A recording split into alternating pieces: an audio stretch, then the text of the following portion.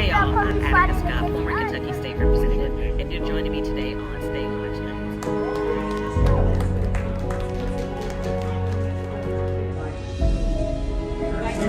We will continue to provide updates as we have more information.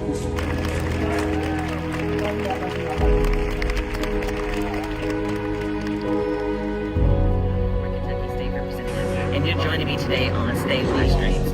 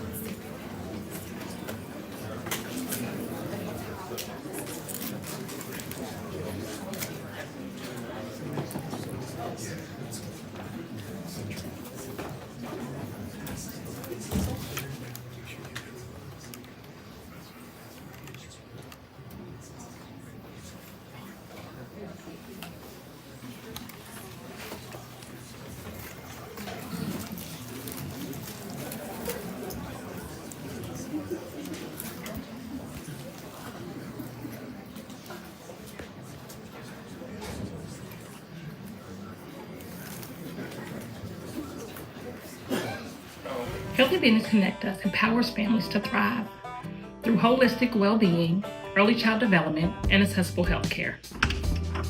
We are committed to fostering connections, knowledge sharing, and support networks that enhance the physical, mental, and emotional health of children, parents, and caregivers. By building bridges between healthcare providers, social services organizations, educators, and families.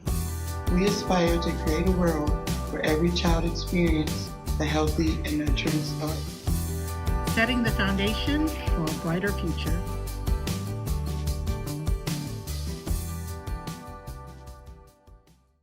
Strategy outlined by counsel for the pending matters identified in closed session and pursuant to counsel's recommended terms discussed in closed session. Yes, Mr. Second by Mr. Craig, all in favor? Thank you. Is there a motion to adjourn? Mr. Craig, Ms. Duncan, all in favor? Ayes have it. Thank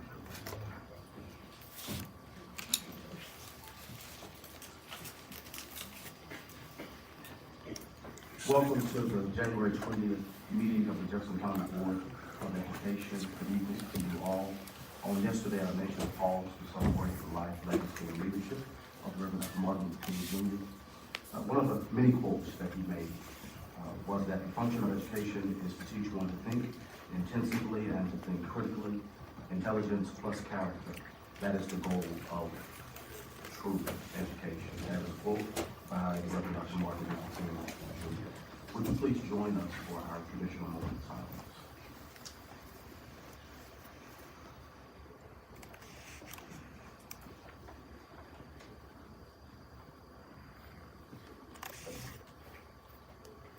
Thank you. Please stand for the Pledge of Allegiance.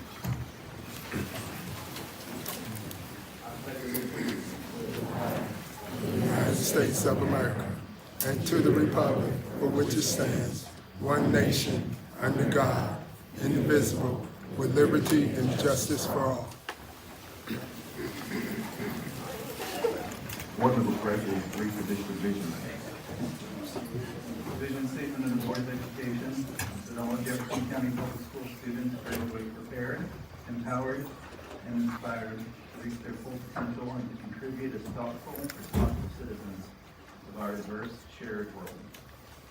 Thank you, Mr. Craig. This organizational meeting of the Board of Education of Jefferson County is convened in accordance with KRS 160.160, which requires boards of education to elect a chairperson and a vice chairperson for terms fixed by the board. Board Policy 01.41 requires that this be done annually at the first regular meeting. Therefore, the officers so elected shall serve a one-year term or until the successors are elected and duly qualified. I will call for nomination for a chairperson to serve a one-year term. After all nominations for chairperson have been made, I will close nominations. I will call for a vote for the candidates nominated. The votes will be taken in the order in which the candidates were nominated. At the conclusion of the vote, I will declare, assuming the candidate had the majority, the individual receiving the most votes to be elected chairperson. The newly elected chairperson shall similarly conduct the election of the vice chairperson. Nomination for chairperson. Mr. Craig. I nominate Dr. Corey Schiller to be chairman of the Board of Education. Ms. Strange. I was just gonna second it. All in favor? Thank you.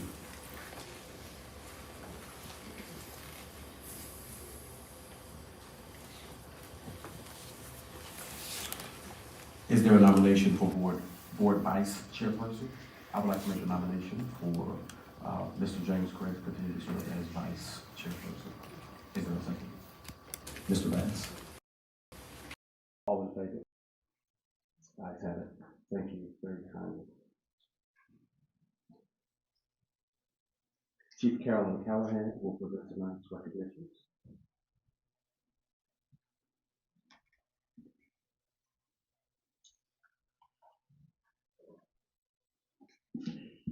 Good evening, everyone. Great things happen every day inside every JCPS school, and our recognitions are just one way to highlight some of those incredible accomplishments of our students and our staff.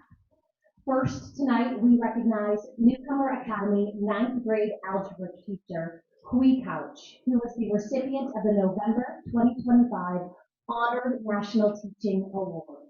Honored is a national nonprofit organization dedicated to honoring and elevating teachers. She was recognized for her impactful teaching in a multilingual classroom, serving students with 9 home languages.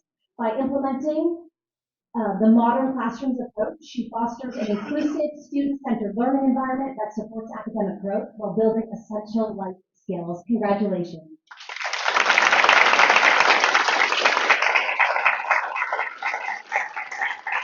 Next, tonight we recognize 2 members of our exceptional child education department for their outstanding contributions in the field of applied behavior analysis at the Kentucky Association for Applied Behavior Analysis Conference.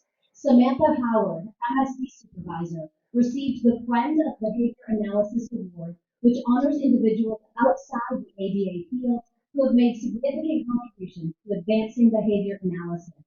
And Brittany Mason, board certified behavior analyst, was awarded the Educator for ABA Award recognition for her impactful work integrating behavior analysis procedures and practices within the school system.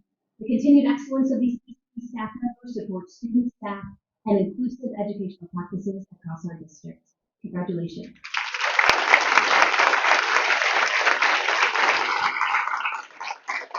Next, tonight we recognize 8 JCPS middle, high, and state agency schools for earning positive behavior interventions and supports recognition from the Kentucky Department of Education. I will read each school's name. They'll come up one at a time and have their picture taken and receive their banner.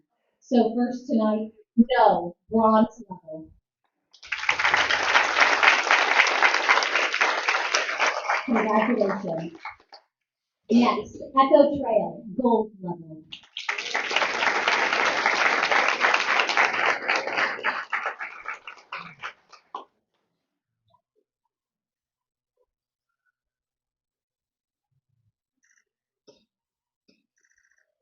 Great work. Next tonight, Grace James, bronze level.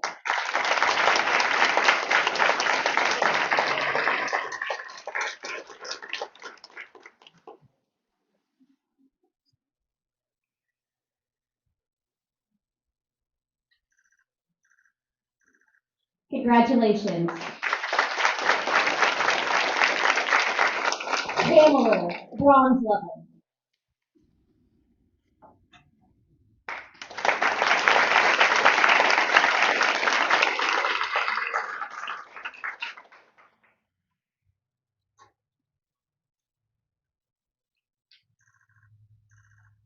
Congratulations. Mary Ryan, bronze level.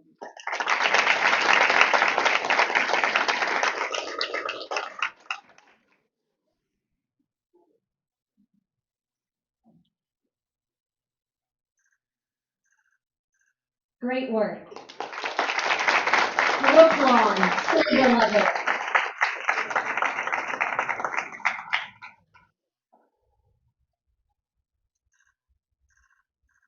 Congratulations. Home of the Innocent, bronze level.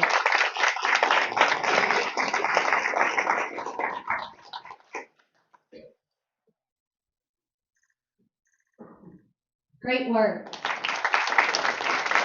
Egg Central, bronze level.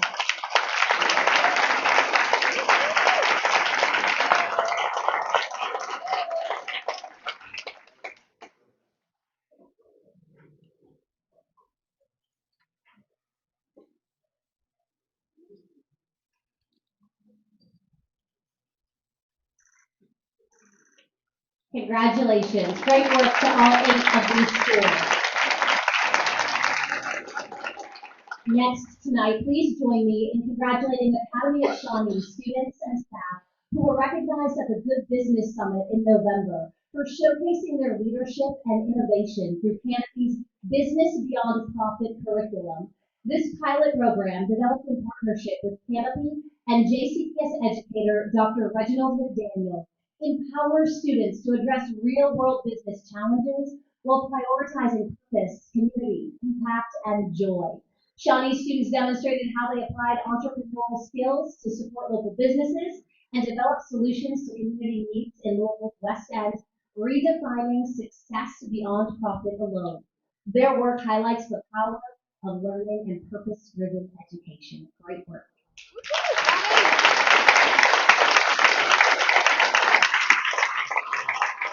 Up next tonight, we recognize the Central Yellow Jackets flag football team for its dominant 2025 season. Central had multiple players ranked in the top 10.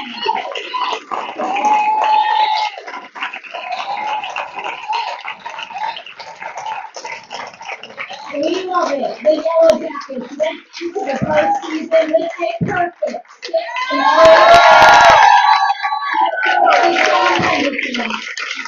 They were also the only public school to play in the state semifinals.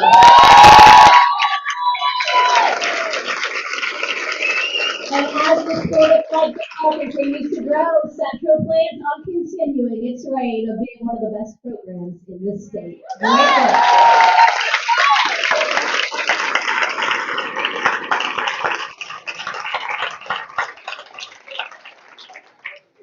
Congratulations, awesome job.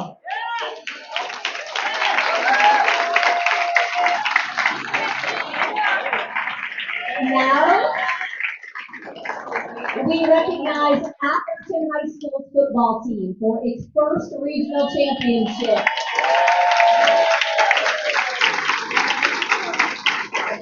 I'll give them a minute. It's going to take a while.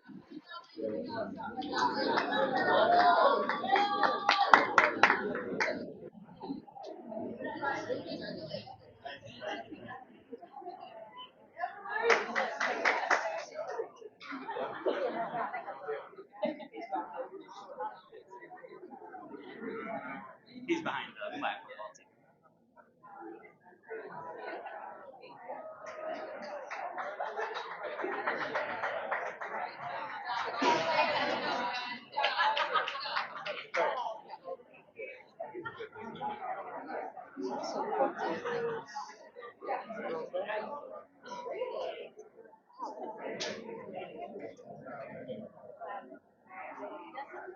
All right, now we recognize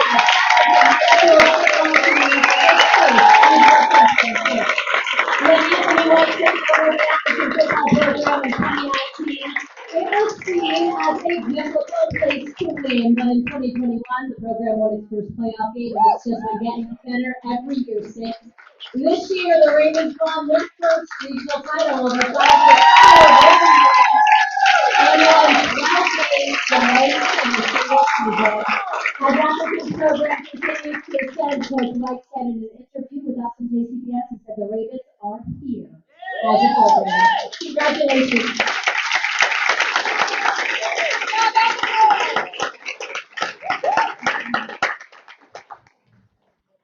Next, tonight, we recognize the Men of Quality Mentoring Program.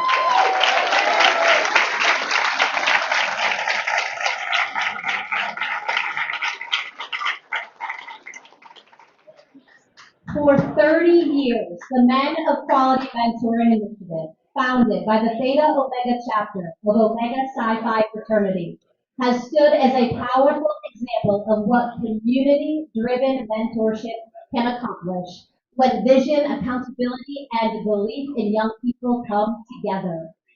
Born from the ideals of the 1995 Million Man March and formally approved by the Jefferson County Board of Education on January 22nd, 1996, the program has positively impacted more than 4,000 young men across JCPS's schools.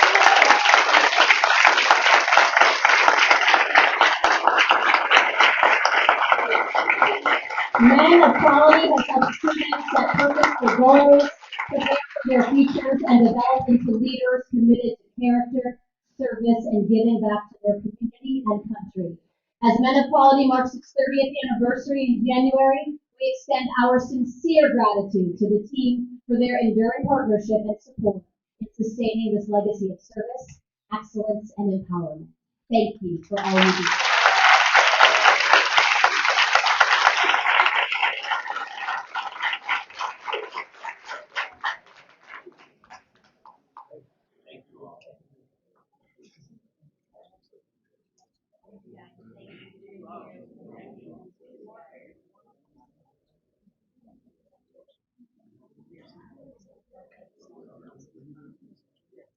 And finally tonight, JCPS joins Kentucky's public school districts to mark the state's observance of January as National School Board Recognition Month. This is a time for students, parents, staff, and community to join together to honor the leadership, dedication, and contributions of our school board members. Members of the Jefferson County Board of Education work collaboratively with businesses, organizations, parents, community members, employees to offer school programs that enhance the educational experience of all children and help move us all to a higher level. Board members work tirelessly to ensure a successful learning environment and prepare all JCPS students to graduate college and career ready. They are committed to meeting the diverse educational needs of all children and to empower them to become competent, productive contributors to a democratic society in an ever-changing world. Dr. Yearwood is going to present board members with a certificate, and then we'll ask you all to come together to take a group photo. Thank you for all that you do. We appreciate you.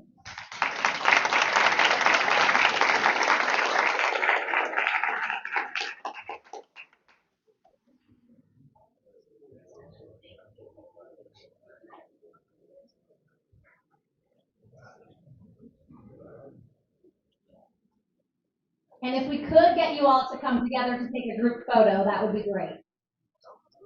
Please.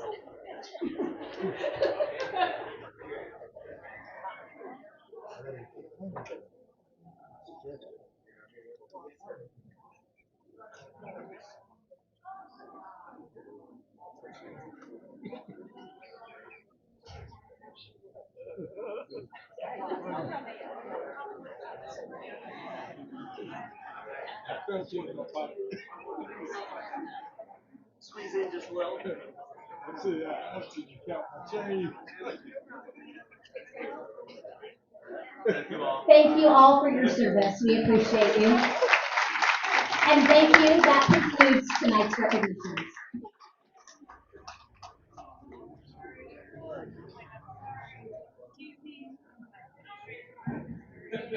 Let's hear it one more time for all of our individuals who are recognized, all of our committees. Come on, we can do better than that. Let's go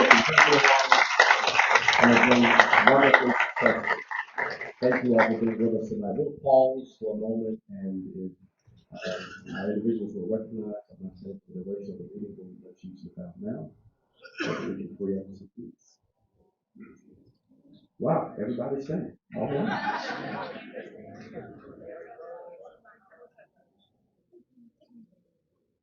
Is there a motion to receive the recognition? Mr. Prayer, seconded by Ms. Smith. All in favor? Ayes have it. Is there a motion to approve the meeting agenda? Ms. Lister, seconded by Mr. Everett, all in favor? Ayes have it, thank you. Is there a motion to approve the minutes of December 9th?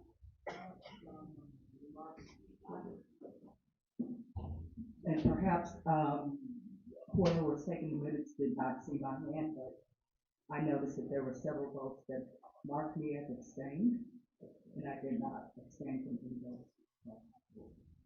Like I said, perhaps you didn't see my hand. I think there was an issue if your face was not on the screen and the means record can't record the vote. Yeah, but my face was on the screen, because We'll review. We'll go back and review.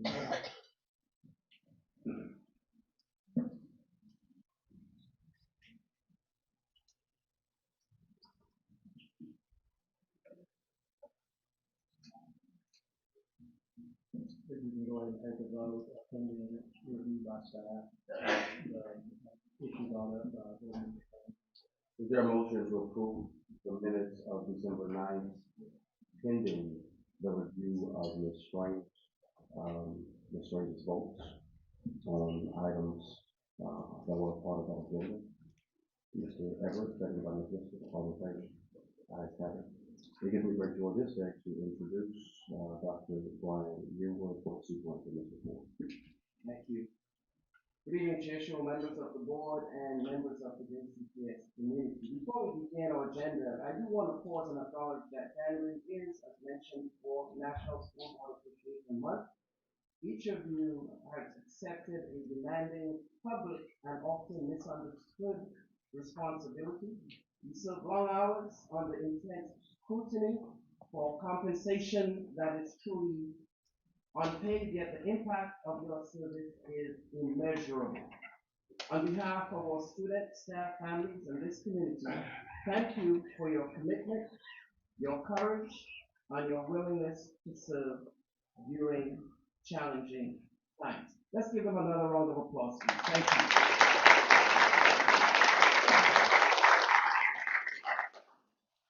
Yesterday, we honored the life and the legacy of Dr. Martin Luther King Jr., a leader who understood that leadership is not about comfort, but about conscience. Dr. King reminded us that we are now faced with the fact that tomorrow is today, and that we are confronted with the fierce urgency of now. Now that phrase, the urgency of now, feels especially relevant in this moment.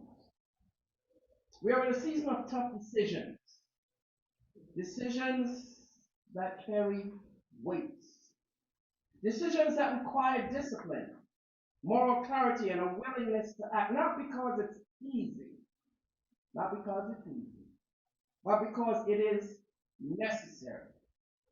The urgency of now does not allow us to delay hard conversation or defer responsibility. It calls us to lead with honesty, steadiness, and an unwavering focus on students. Urgency, however, is not reckless. It's not recklessness. It is purposeful action grounded in value.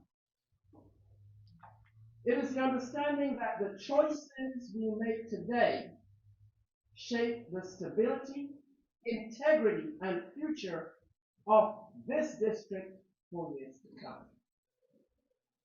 As we move through tonight's agenda, I ask that we remain anchored in why we are here: to serve students, to steward public trust, and to ensure that the district is positioned not just to survive, but to move forward with strength and purpose. So again, thank you again for your willingness to stand in the urgency of now. Thank you.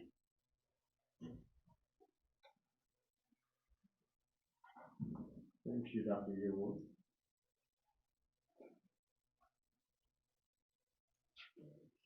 Chief Joe is going home for the video, for persons to, prepare for their statements, in this. In accordance with Board Policy 01.421, the board expects that persons who have signed up to address the board will limit their remarks to the subjects that they listed at the time they signed up, that their presentation will not include any defamatory or abusive remarks about the subject, and that they will present their remarks in a manner that is consistent with the orderly conduct of the meeting. Also, in accordance with board policy, the board reserves the right to limit, extend, or terminate discussion on any subject. Discussion of personnel matters is not permitted, as state law requires that personnel matters are within the sole authority of the superintendent. The speaker may not initiate charges or complaints against an individual district employee by name or position in order to ensure confidentiality.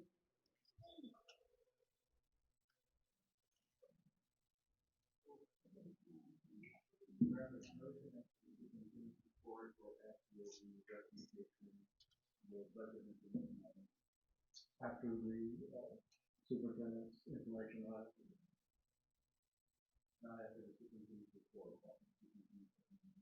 Correct, that's when the, motion can be made at any time, but that's when that motion, I think you're referring to, would be germane to the topic at hand.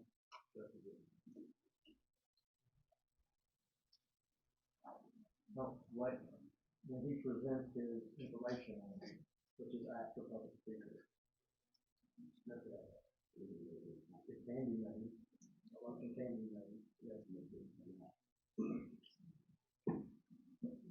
So following that conversation, the chair and I met with the superintendent coordinator and affected stakeholders and relevant to some of the conversations that we may be hearing from the public speakers.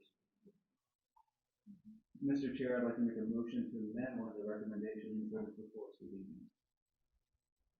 I move that in the recommendations that come from the superintendent later, that the board vote to direct the superintendent to fully fund mental health practitioners,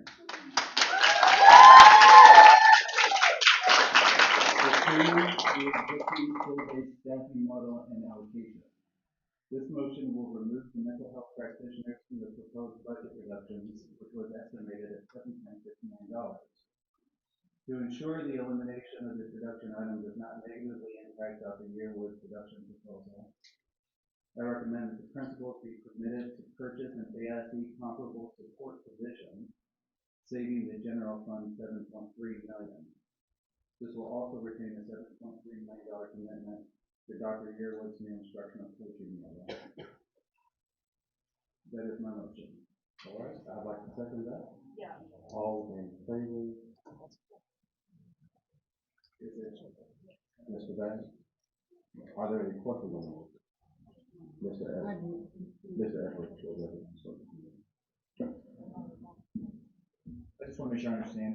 Will the AICs at their current level be preserved under this proposal?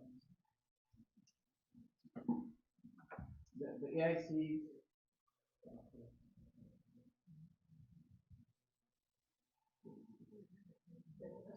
what we're proposing is that principals be allowed to make the budgetary decision from their school budgets, whether to purchase an AIC or not. That would be at the discretion of individual principals. It will not be a part of the general budget of the school district. Does that answer your question? Yeah. Okay, Ms. Duncan. Well, I'm also trying to process that too. I know at the high school level, there probably is some more flexibility. I don't know how much flexibility there is at the other levels, and have really explored that to make sure that they would have that option. We have explored it. We will continue to explore it. Remember, tonight is our draft budget, and so we still have time over the next 2 to 3 months to refine, provide, to make sure that everyone has the option to do what is necessary for their individual school building. One thing that we are trying to acknowledge is that every building is unique. Every building has different needs, and we really want to respect expertise of every principal in this district. And so we're holding that in tension with the definite needs to make cuts related to our budget in order to have a balanced budget. But this would allow for principals to use their discretion. It will also allow for the district to move forward and ensure that we won't have this deficit.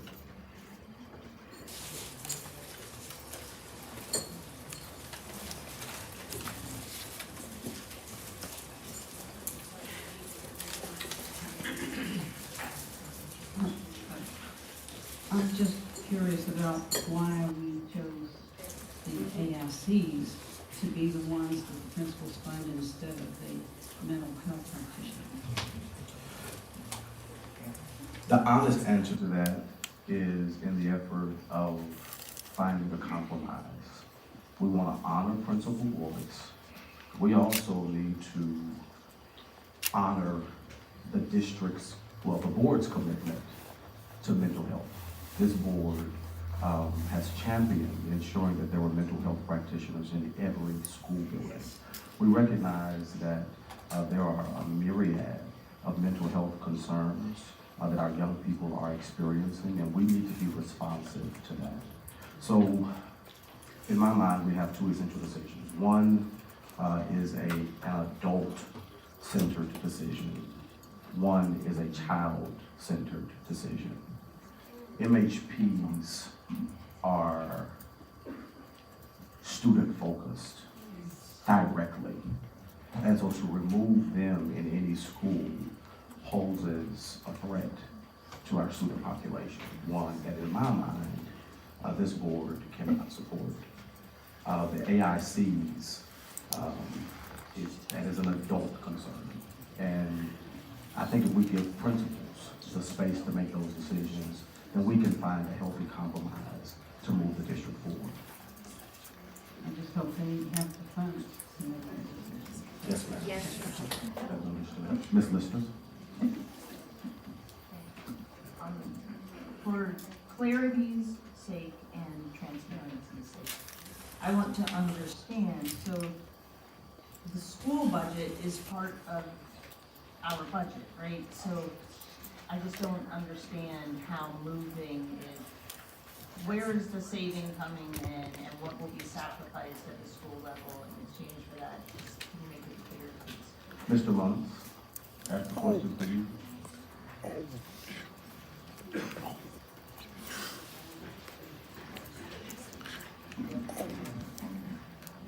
So as far as shifting the funds to a school-based position that an SPDM and principal would select, choose to purchase, means that we'll be making a decision on how to fund it and what to not do instead of that. So one of the things that some schools have significant carryovers, others really don't. And so there will be schools that have an easier decision than other schools to find funding for that position. Will there be any way for the schools who don't have that possibly in their budget to access the groceries? Is there going to be a provision sharing amongst those schools, or like what's going to happen to those schools who can't afford it? Well, keep in mind, one of the functions of that position, as far as job description and traditional role goes, is support of the instructional rollouts within the school. So supporting the new teachers, we need classroom management and instruction, supporting curriculum rollouts within the building, and we will have a centralized function that's helping with those processes. So that's not a one-for-one as far as building directed tasks, but a portion of that job's duties will already be accounted for. Mr. Everett has one more question. why are we going halfway? We're gonna give autonomy for the AFCs. Why are we not doing it for schools? Because I have heard universally from almost everyone.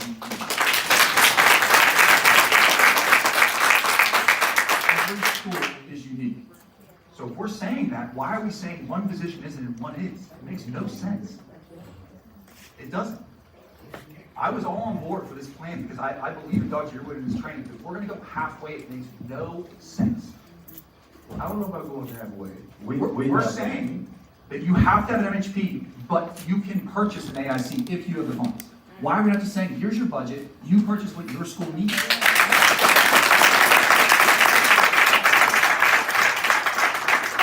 I value your question. I think your question is legitimate, but as I stated earlier, one, we are attempting to honor the commitments of this board, which since 2019 has had a commitment to mental health practitioners in every building. I would also remind you that a mental health practitioner in every building is in keeping with state law. So That's not accurate. it is accurate. No, it's not. It's a goal. It's not mandated to have that in every school. There is a law on the books. Kevin. Was SB 1 in 2019. Kevin, could I need clarity on this, please? I can speak to it. While he's looking for Mr. Gray. The point of my concern that I've articulated to many people since Friday is that the 2019 School Safety and Resiliency Act established a couple of different goals for school safety throughout the Commonwealth of Kentucky. One of them was an SRO for every school. And that came with a directive from the state to implement, and we have those. That's why we're going to have to make some tough decisions about school security administrators tonight because we're funding those positions. It also established a goal that for every 250 students in every public school, they have access to a mental health professional. And we've never met that goal. But it has been uniformly accepted throughout the Commonwealth since 2019 in that act that MHPs would be a big. That's the policy of the state, and it has been the policy of the Board of Education. Now, we received the superintendent is in a terrible position. We all acknowledge that. He knew when he accepted the job last summer that he had a tremendous budget deficit. He did not realize until the September budget board meeting that the word insolvency was being floated around the future of this district. And he's only had 4 months to work on this. And because of that, I give him significant leeway in all the decisions that have been made. However, and on December the 23rd, we all received a proposal that preserved MHPs and made these changes to AICs. And from December the 23rd through last Thursday, it was understood that MHPs were preserved and that AICs were going to be undergoing a change that our superintendent told us he needed to implement in order to improve student outcomes. It has only been since Friday that MHPs have been on the table. In difficult times, process will protect you with respect to difficult decisions. And this process is flawed. Making such a tremendous decision to cut $7.5 million worth of positions, the Commonwealth and this Board of Education have worked to staff up and to support since 2019 over 3 days before this meeting. In my opinion, is not the right way to do it. So in my view, tonight we're going to save mental health professionals. We're going to signal that we're going to try to find these savings at AICs, and we're trying to signal to the principals that we've heard your concerns as well, and that we are looking for ways for you to use your discretionary funds to save these positions that are vital inside the building. This is not a final budget. This is the preliminary budget that goes to KDP that is due on January 31st. We are going to continue to have conversations about this budget between January and May. But as I sit here, I'm not going to let 160 schools go without their mental health professional with only 2 days of deliberation on the topic. The question was that it is not a law. Well, the verdict is still out of that. So, I mean, I don't know why we're questioning this. We know the mental health status of many of our young people, but to satisfy your curiosity, is the School Safety and Resilience Act still in force, or has it changed? It is on the books, it's codified or part of it in KRS 158.441. Wait a minute, say that in the mic, KRS what? KRS 158.4416. Okay. Which states that as funds and qualified personnel become available, and I'm paraphrasing the first subsection, each school district shall employ at least one school counselor. That's one. Number two, as funds and qualified personnel become available, it shall be the goal that each school district provide at least one school counselor or school-based mental health services provider for every 250 students. So that's all I'm saying, is we aren't breaking the law. I want to be very clear. All of the mental health professionals here, I have heard loud and clear that you are absolutely needed. I am not wanting to cut you. All I'm saying is that if we're going to go partway down this road of giving autonomy, we should do the full autonomy. Is all I am saying.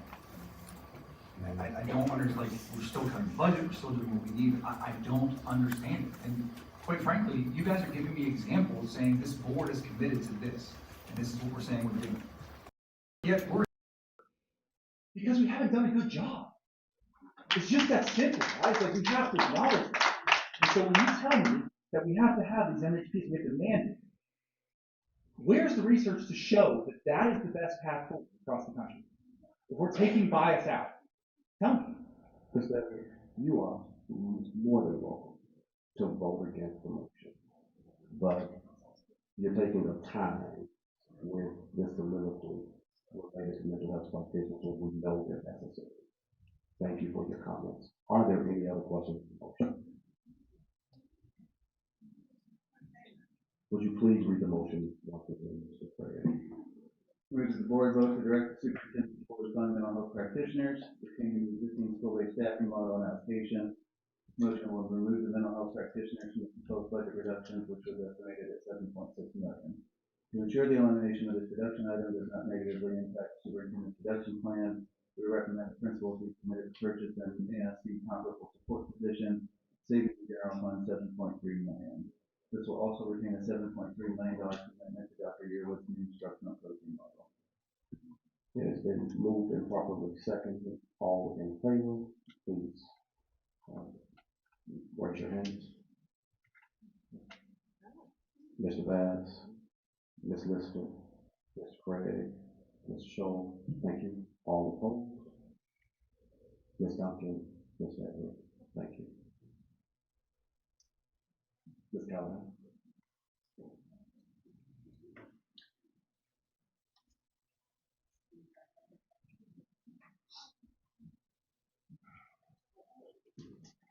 The speaker may not initiate charges or complaints against an individual district employee by name or position in order to ensure confidentiality and fairness for the employee.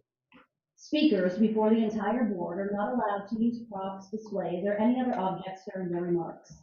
Each speaker is allowed 3 minutes to address the board and may not share these minutes with any other speaker. At the end of 2.5 minutes, a bell will sound once. You will then have 30 seconds to finish your statement. At the end of 3 minutes, the bell will sound twice, indicating that your time is up.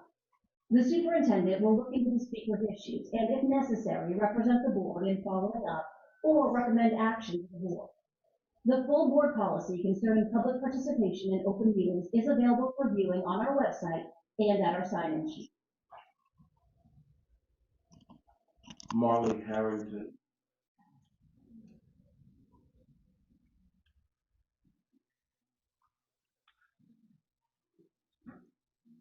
Marley Harrington.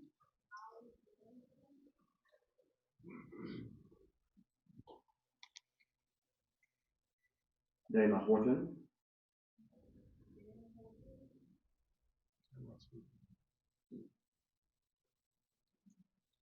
Dr. Ashley Hilbert.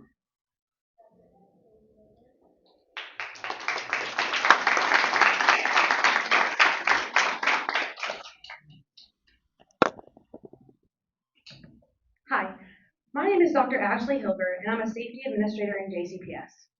I'm here tonight to represent my role group, fight for our staff and students' right to safety in school, and ask you to take some extra time to consider this budget and the consequences it could have on our students. Since the creation of our role, there have been major improvements in how students, staff, and parents view safety, which is further discussed in the packet that everyone has. I encourage you to take time to read the data, information, and letters of support from staff and outside agencies like the Office for School Safety. In 2022, when asked if adults from their school work hard to make sure students are safe, 17% of students disagreed. However, in 2025, only 11% felt that way. 22% of students felt that adults did not handle safety concerns quickly, but in 2025, only 15% of students felt that way. 79% of students reported feeling safe in their classes in 2022, and now 88% feel that way. Only 86% of students felt like adults in their school cared about their physical safety, whereas in 2025, 90% of those students felt that way. In the packet provided, there's more data that shows the same thing. Students noticed the difference in their buildings with consistent and active safety administrators. Data also shows that teacher retention is up by 3 full points across the district since the creation of the role. And overall, teacher satisfaction in their workplace is up by 5.5% in JCPS. Many things play in these numbers, but support and safety cannot be ignored as a factor. JCPS PD will not be able to fill in for our role. Officers and safety administrators have developed a strong partnership that relies on one another. In the words of a JCPS PD sergeant, the police force is reactive, whereas safety administrators are proactive. As both roles have grown and intertwined with each other, student interactions have improved. From August 1, 2024 to December 31, 2024, there were 83 arrests by JCPS PD. The same exact time frame for 2025 had only 39 arrests. When asked if the role was beneficial to students, 93% of principals and assistant superintendents surveyed indicated that it was. The Vanderbilt study supporting the data was completed in year 1, showing the immediate usefulness of this role in school buildings. There's only one role dedicated strictly to safety. Officers work within the law, teachers must teach, MHPs must provide mental health services, APs offer discipline and instruction, but we allow all of that to happen by ensuring everyone's safety. To sum it all up, in the words of the school state safety marshal, the elimination of any safety administrator positions would be detrimental to the safety and security of Jefferson County Public Schools. Historically, this district has used data and made every single decision in line with what the data says. Why would it look different now? There's only one question left to be answered. We would like to know, the community, parents, staff, and the students we serve would like to know, how much is their safety worth to you?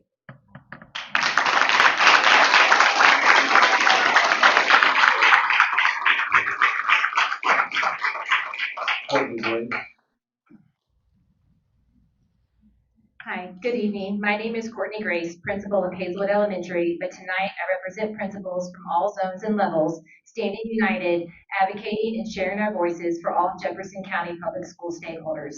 This is not the first or second time JCPS leaders have stood before our board with data, research, and collective voices with what is best for our kids. And what is best for our kids is our sole purpose for our work.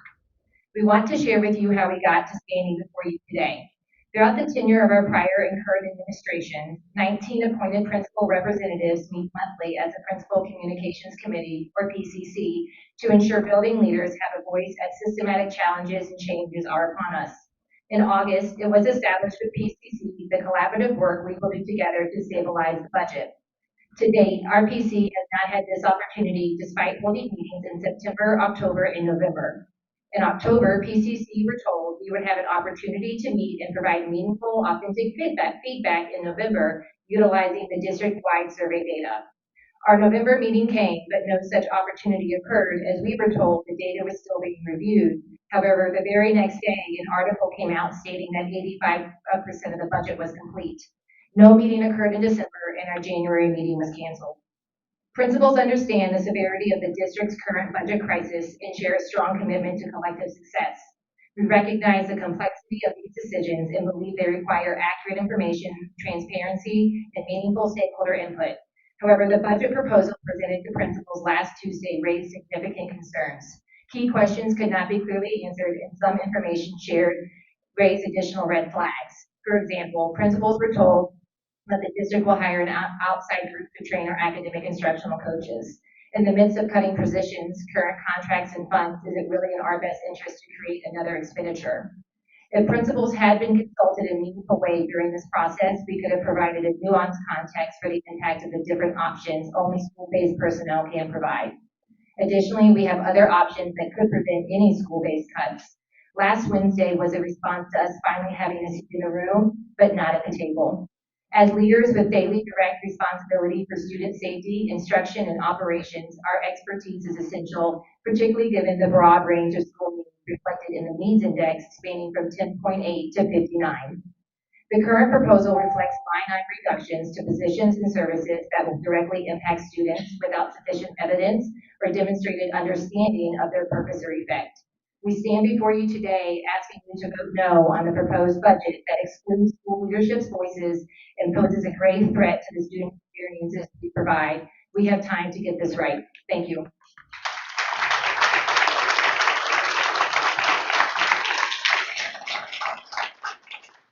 Dustin Wallace. Thank you, Courtney. I'm the principal of Breckenridge Franklin Elementary School, and tonight I'm quite frankly appalled by the decision to require schools to fund the academic instructional coaches, knowing that racial equity funds have been cut along with other funding sources that would be necessary to be able to do that, what you were saying that we need to do. This decision sends a powerful message that high quality instruction and the goals and guardrails that you set forward are not an important matter to you. Instructional coaches are one of the most research-backed investments a district can make to improve student achievement. They provide real-time job-embedded support to teachers by modeling lessons, analyzing student data, and strengthening instructional practices so that every classroom delivers rigorous, standards-aligned instruction.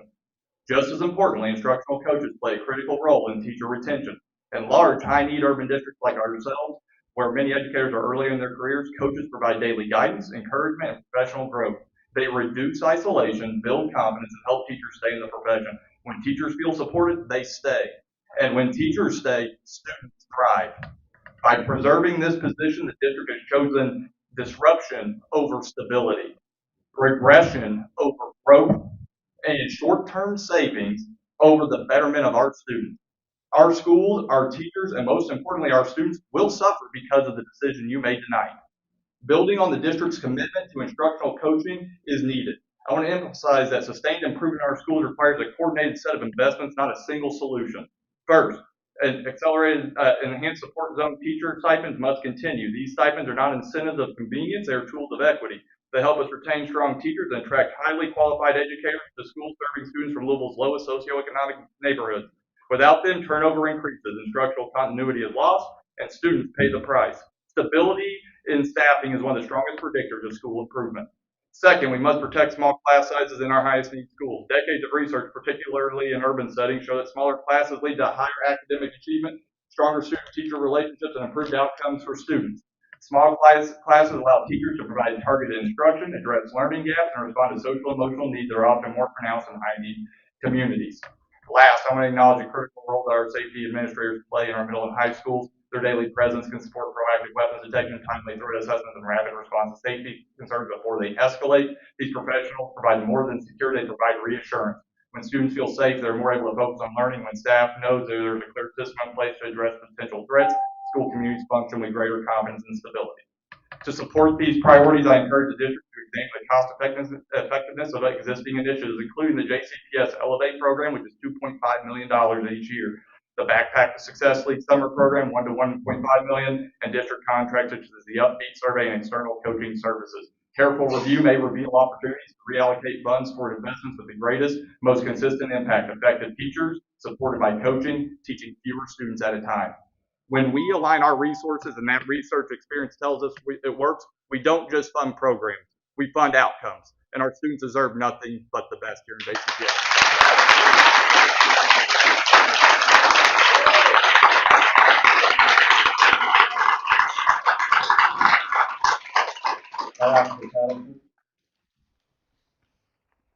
Good evening.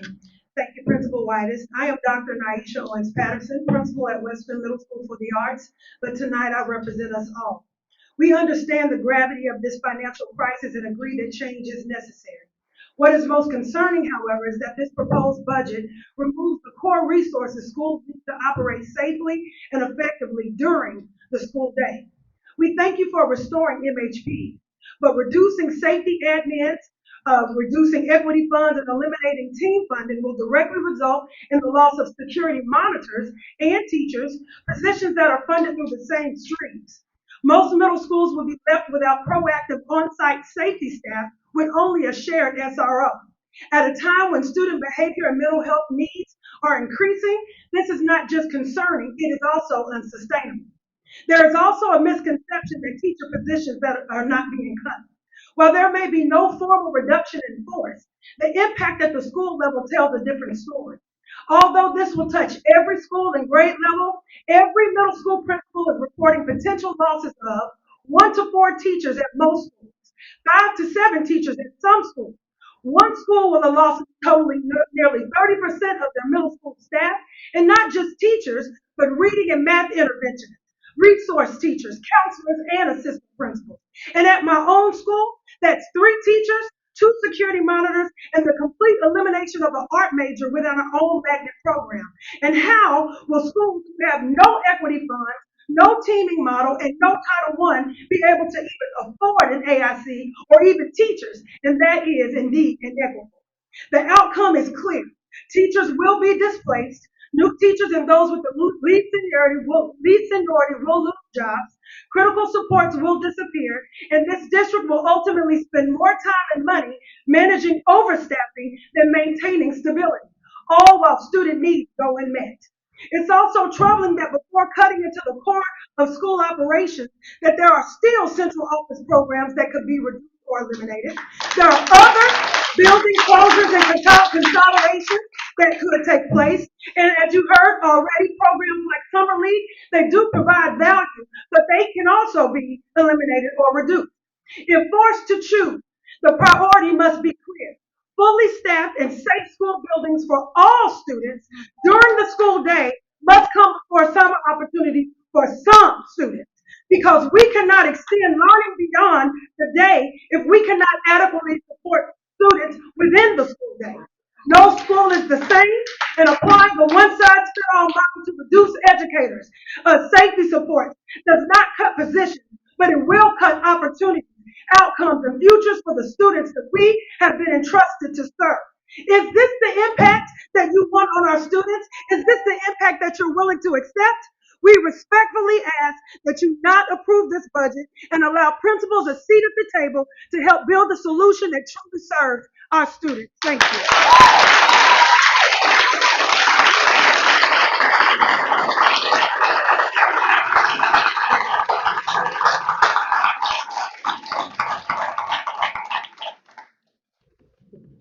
Thank you, Dr. Owens Patterson. My name is Holly Smith, and I'm the executive principal of the Academy at Shawnee. While my school is both the enhanced school zones and the twin zone, tonight I speak on behalf of the principals across the zone. Like my colleagues, I was hired to advocate for what's best for our school and our students. While I always look to work in collaboration, not opposition with my supervisors, we understand by now that the ESE historically has had less access to opportunity, not by chance, but the design of outdated policies and practices. Despite these challenges, we show up every day and do the work. But this work cannot be done without appropriate staffing, safety structures, and fair compensation. When I arrived at Shawnee 2 years ago, we had nearly 50 vacancies. Through a relentless effort, we stabilized staffing. With strong instructional support, our KSA increased 20 points and met our novice reduction goals in reading and math. This success was not unique to my school, but also to some of my colleagues' schools. That progress, however, cannot happen without a strong instructional staff if instruction is the focus. That means that AICs being fully funded. And it cannot be done without equity dollars, because my math and resource teachers are interventionists and we need those equity funds. If equity funded math and reading interventions are shifted to Title I, schools may be forced to eliminate classroom teaching positions. That is not equity, particularly after schools have already returned to teaching positions this year due to ongoing budget pressures. MRI status requires intentional tiered systems and clear evidence that we are doing things differently. Investing $20 million in groups like the Bailey Group or similar organizations to replicate what KDE already provides is unnecessary, and those funds could directly sustain security, MHP, resource teachers, interventionists, and AIC. Safety is non-negotiable. Our community experienced 2 shootings last week. While I assumed leadership of the building, my staff was clear. They needed to feel safe down at 41st and Market, and students needed to feel safe inside of our schools. Our safety administrators have been essential in building trust, reducing disruptions, and retaining staff. Any reduction to this structure would directly undermine school climate and stability, and the impact would be even greater if schools are to lose security monitors and counselors due to decreases in equity funding. Finally, I must address a serious concern about the possible reduction or elimination of the ESD or MRI status and the Mackenzie Scott grant from the choice zone. This is not a bonus. It does reflect an increased workload, accountability, and emotional labor, and grant funds ensure our students have true equity. Removing or decreasing them would destabilize the staffing in our schools. I cannot return to 50 vacancies. I will not return to 50 vacancies. And our students deserve consistency. I ask that we please work together to continue to provide this stipend with clarity and the roles and responsibilities to the recipients. We recognize the budget crisis and appreciate the effort underway. We respectfully ask the board and superintendent to delay to reconsider these cuts.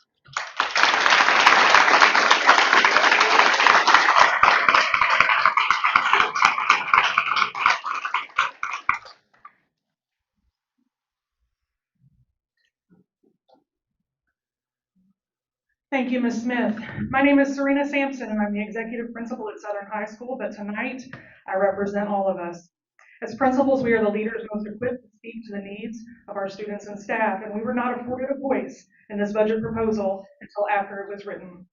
We are grateful for the change we thought we were to AICs, maybe to the MHPs based on our feedback, but we still have many concerns. We've led through a global pandemic, a potential state takeover, teacher sick-outs, corrective action plans, staffing crises, ever-changing state accountability models, and tense political landscapes. And no matter what the challenge has been, we have always found an opportunity for our students amidst the chaos, and we want to do that now.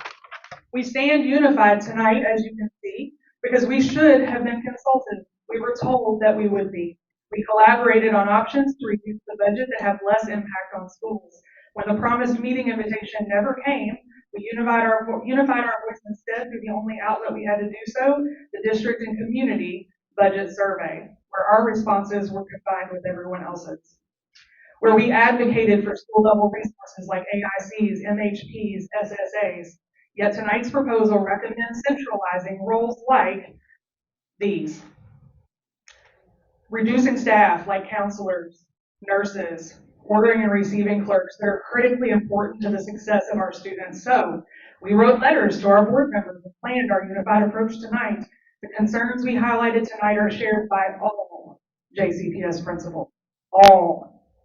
We are hearing that phase 2 of this budget proposal will involve reorganizing the central office into regions with pods of 10 schools, which removes highly trained leaders from the 15 academies of Louisville schools, leaders who can show database receipts of their success.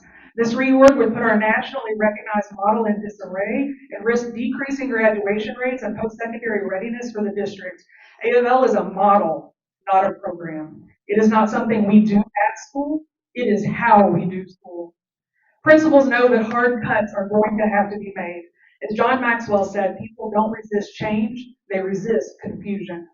Principals stand united tonight to ask the board some tough questions about that confusion. Why were school leaders not asked for input on a draft that greatly impacts our students? Why are we being told these proposed cuts won't impact classrooms when so many of the proposed cuts directly impact our classrooms? Why was no detailed analysis provided on how the proposed cabinet changes are going to save money while adding new positions and giving promotions to others? Why are principals not seen as fit to evaluate our own AICs instead of building in another layer of the very bureaucracy that we've been told will be eliminated? As board members, do you feel that this process has been handled with the transparency and accuracy that you need to feel confident about your vote? Where is the data? Where is the research? As board members, what does it tell you that all JCPS principals feel this way tonight? We implore you, please do not vote to approve a budget that excludes our voice and poses a grave threat to the student experience we provide. Time is short, but it is not out. We still have time. Please give us time to be invited to the table. Thank you.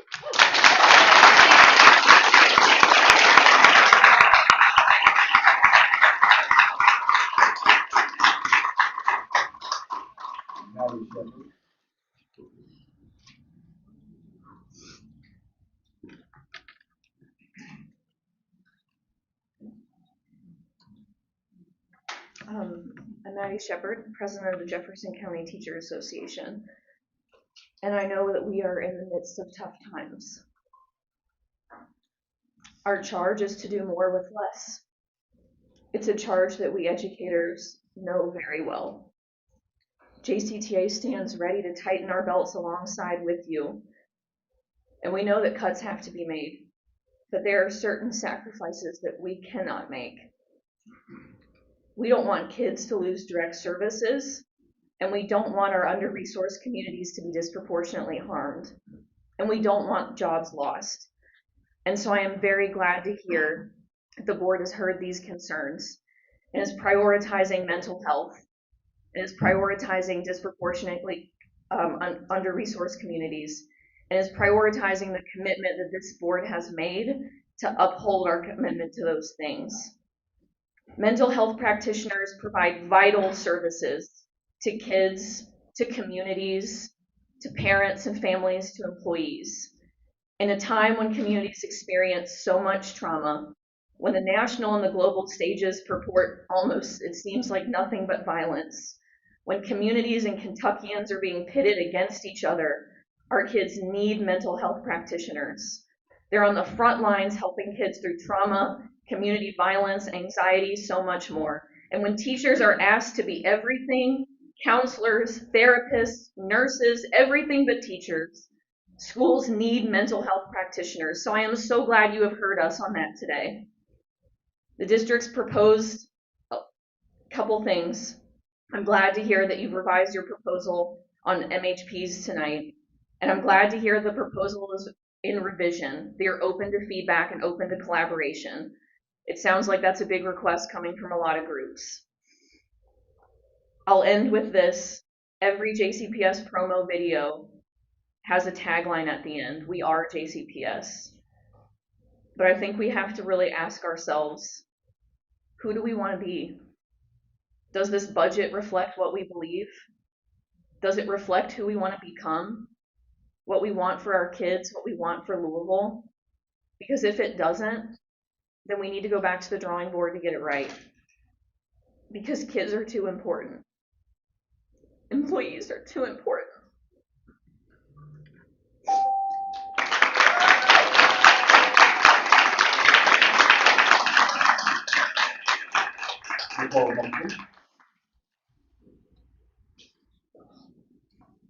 Simon.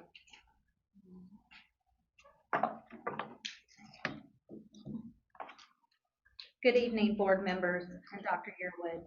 My name is Nicole Humphrey. I'm the president of JCA ESP ASME 4011. I represent the dedicated support staff of JCPS, including elementary school bookkeepers and the high school ordering and receiving clerks. I'm here tonight to express my deep concern regarding the proposed elimination of these two essential row groups.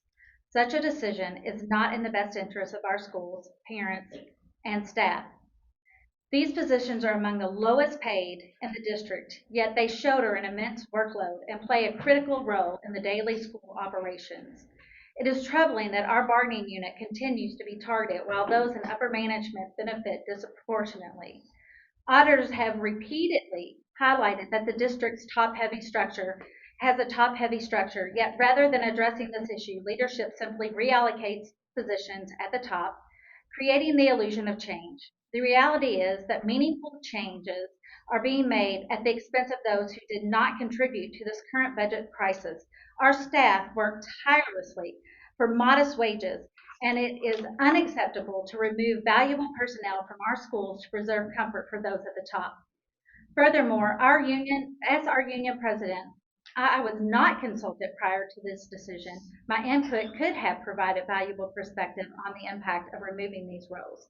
To date, there have been no clear explanation regarding essential functions such as money collection, bank deposit, bookstore management, and office support for parents and for our safety. This lack of transparency raises serious concerns about the erosion of our union and the prioritization of contract service agreements over permanent JCPS employees. For example, the district continues to pay for RN nurses through contracts rather than hiring LPNs, a practice that is less cost efficient and has been persistent since COVID, despite repeated objections. This is also worth noting that resources are being allocated to create new assistant positions for the superintendent and to provide raises while essential staff face layoffs. The superintendent received substantial allowances and a salary exceeding $300,000 annually, while those losing their jobs earn an average of $30,000 a year, often relying on public assistance and multiple jobs to make ends meet. This disparity is unjust and undermines the value of our school staff. I urge the board not to approve the budget and to call on Dr. Yearwood and the leadership team to reconsider these decisions. Our staff deserves respect and fair treatment, and this proposal is simply unacceptable. Thank you.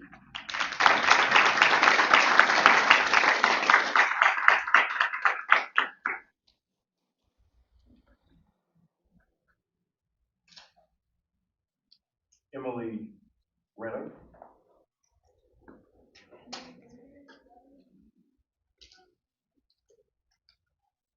Emily Renner.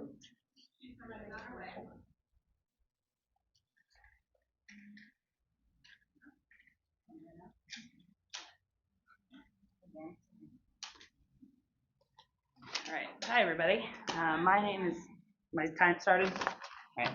My name is Emily Reeder. I'm a parent. I have a first grader at J. Graham Brown School. Just a little bit of background. My husband and I are transplants here in Louisville. Coincidentally, we both grew up in Cincinnati and have 13 years of Catholic school education. Something that we knew we wanted to change with our kids. We support the public schools. And so for my son and then my daughter, who will be in JCPS in the fall of 2027, it was important for us to send them through JCPS. What really invited us to the district was the way that you guys viewed choice. Choice in learning, choice in educational paths for children, choice at the magnet level, that you guys have access to specialty learning and non-A1 environments, that there's a mental health resource at every school, that we create a family track that promotes choice with families. I will be honest that this is my first school board meeting, and I don't really know how things landed at the beginning of the meeting with your mental health providers and your instructional advisors. So I'm going to kind of trash my notes and just kind of speak from what I think is very obvious. We entrust our kids to your educational staff, and we believe that their opinion on how they run their schools, how they staff their teams, should have autonomy in the buildings. And I'm glad that autonomy seems to be a word that has come up quite a bit. I'm asking that you reconsider the budget that you guys have put forth, and you give schools more of a choice in how they are able to combat the cuts that are necessary. I think all parents understand that if we've gone over budget for 9 out of 10 years, that cuts need to be made. But I think when we trust our kids in these schools, we should also be trusting the staff to know what's best for their school. In all of the reading materials, the marketing slicks, whatever you see from JCPS, you guys boast a school for everyone and every need. I feel incredibly fortunate to be a part of this school district. We have loved our experience so far. But I think that blanket cuts across the district that don't make sense for the personality of your schools, they just don't work. And so if all of those 6 pages of why JCPS are, going to be all these assets and all these attributes, why are they not also on the forefront of the budgeting decisions that you're making? The last thing, so just to give you an example, like the middle school teaming, J. Graham Brown School will lose 30% of its middle school staff. 30% in 4.6 teachers that you're cutting out of the 54 teachers across the district. And that impacts every single child at every grade level because they teach middle school, but also elementary and high school classes. So that's a huge cookie cutter cut that it's not just impacting middle school. Thank you for your time, guys. I appreciate it.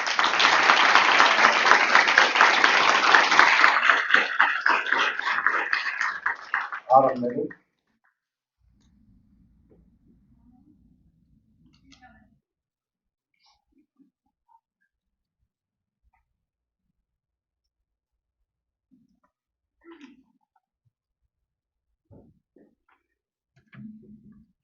Good evening. My name is Autumn Nagel, and I'm here to speak about the budget. I am currently the Kentucky State PTA president, but I'm not speaking on behalf of Kentucky PTA. I am, however, speaking as a PTA parent, a mother, a business owner in this community, and someone who has defended JCPS both on the state and local level for years. I know the budget cuts have to be made. I recognize that. I'm disappointed because my fourth grader will not get the same education that my 21-year-old got 3 years ago when he graduated from JCPS. But I realize budget cuts have to happen. I am very disappointed on how these cuts are being handled, though. What is so wonderful about JCPS is that their schools are unique and different. We have magnet schools, we have traditional schools, we have the academies of Louisville, community schools, multilingual schools, K through 12 schools, and 6 through 12 schools. We are a colorful, dynamic, and unique school system that I'm proud to be a part of. We treat every child as an individual, and we must treat every school as an individual. Who is best equipped to make these decisions on what we need in each school and what we don't need? Is it the Board of Education? Is it our superintendent? Or is it the people that are in our schools? The parents, the teachers, the staff that make our schools. They make it unique. They know what we need. We have SBDMs in our schools. That's parents, that's teachers, that's administrative staff. They are required to make those budgets. They are required to approve them. We also have students that are sitting on that are a crucial part of that decision-making process. While they don't have a vote, they do have a voice. SBDM also gives our parents and our teachers a voice in our schools on the budget, on their the uniforms, on everything. That is a crucial part. You all have cut them out. You are saying that we can do a cookie cutter. We are not a cookie cutter district, guys. We are not. We are unique. You need to make sure that we're giving those choices to the schools, to the staff, to the parents that are there. I've lost my place. We need to be an active part of the conversation, and therefore we need to look at how we can do that. I encourage you to look at the budget, and let's make decisions that where we can make those cuts at the district level. I'm going to do this really quick. We need to make sure that those cuts are things that we can make ourselves as choices. JCPS is a public entity.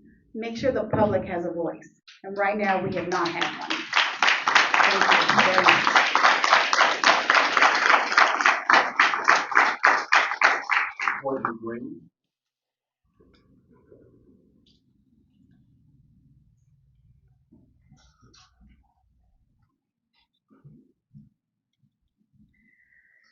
My name is Courtney Green, a 5th grade teacher at Zachary Taylor Elementary. Thank you for taking the time to listen to me this evening.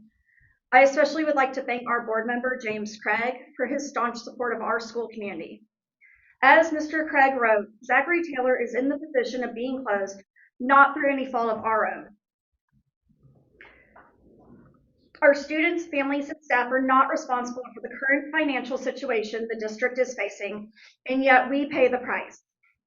Our school is under-enrolled, but not through any fault of our own, but due to a district realignment in school reside areas and lack of time to rebuild enrollment. Our test scores are improving. In fact, we moved from TSI status this year. Our gifted and talented population is considerably higher than the district average in multiple student groups. By closing ZT, these students will be losing the opportunity to be identified as they are shifted to other schools. In addition, our behavior incidents are also down, in large part due to the relationships built between our students, staff, and families. Our building houses students of many different backgrounds. Approximately 21 languages are spoken by our students and their families. We have 2 MSD classrooms and an EBD classroom. Our students have dealt with and seen a high amount of trauma in their young lives, and yet we are putting these young minds through additional trauma, taking away their safe space. Today, we learned via a Courier Journal article that Zachary Taylor's land is not even being sold. but rather our building is going to be used as a swing school to house other students during renovations. This is a slap in the face to the ZT community. I ask you, is this best practices for our ZT kids? It's not. If our building remains, then why not keep us open? This is especially hard to cope with when tonight's agenda lists approximately $24 million in athletic field renovations. We are closing 2 schools, all while athletic fields get renovated. I understand the need for renovations at these schools, but are we truly choosing athletics over academics? Are we choosing athletics over students with trauma? Finally, the way all of these cuts have been communicated with staff and the community has been horrible. Several schools were told they were closing, then they were paused, and now 2 schools are once again being told they are closing. This has caused an unnecessary level of stress on all of the students, families, and staff at those schools. The constant back and forth has caused whiplash for all involved and also causes the community and other stakeholders to lose trust in the JCPS school district. I understand the financial situation JCPS finds itself in, but our kids do not. All they know is that a safe space is going away. Their school family is breaking apart. And why? Because the district needs a swing space? I urge the board to look closely at the budget and vote to keep Zachary Taylor open. Schools aren't just numbers, students aren't just names on spreadsheets, and our students deserve to keep their schools. Thank you.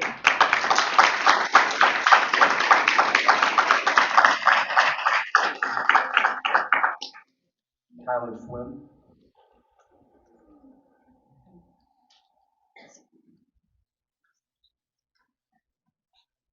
Good evening. My name is Tyler Swim, a licensed clinical social worker who's the mental health practitioner at Middletown Elementary, a Title I school. I've been serving in this position since 2019, pre-COVID. Having attended Coleridge Taylor Elementary, No Middle, and DuPont Manual High School, I'm also a product of JCPS. As a mental health practitioner, while I do have a regular caseload of 30-something students, I consider all 550 plus students at my school as my responsibility. They matter, all of them. I consider all of them my students, and all of them need me, just like every school needs their own MHP. Some favorite parts of my day include greeting students as they arrive in the morning, chatting with them at lunch, and working car rider line in the afternoon to tell them goodbye for the day. Being on the front line, those are crucial times I'm able to check in on all students and their well-being. Being on the front line, I provide de-escalation to students every day. Being on the front line, I complete suicide risk assessments and threat assessments to students nearly every week. Being on the front line, I provide students IEP minutes. And being on the front line, I comfort and console children when they're angry, tearful, hungry, upset, or suffering from trauma. Thank you to the board for hearing our concerns and prioritizing the mental health needs of students.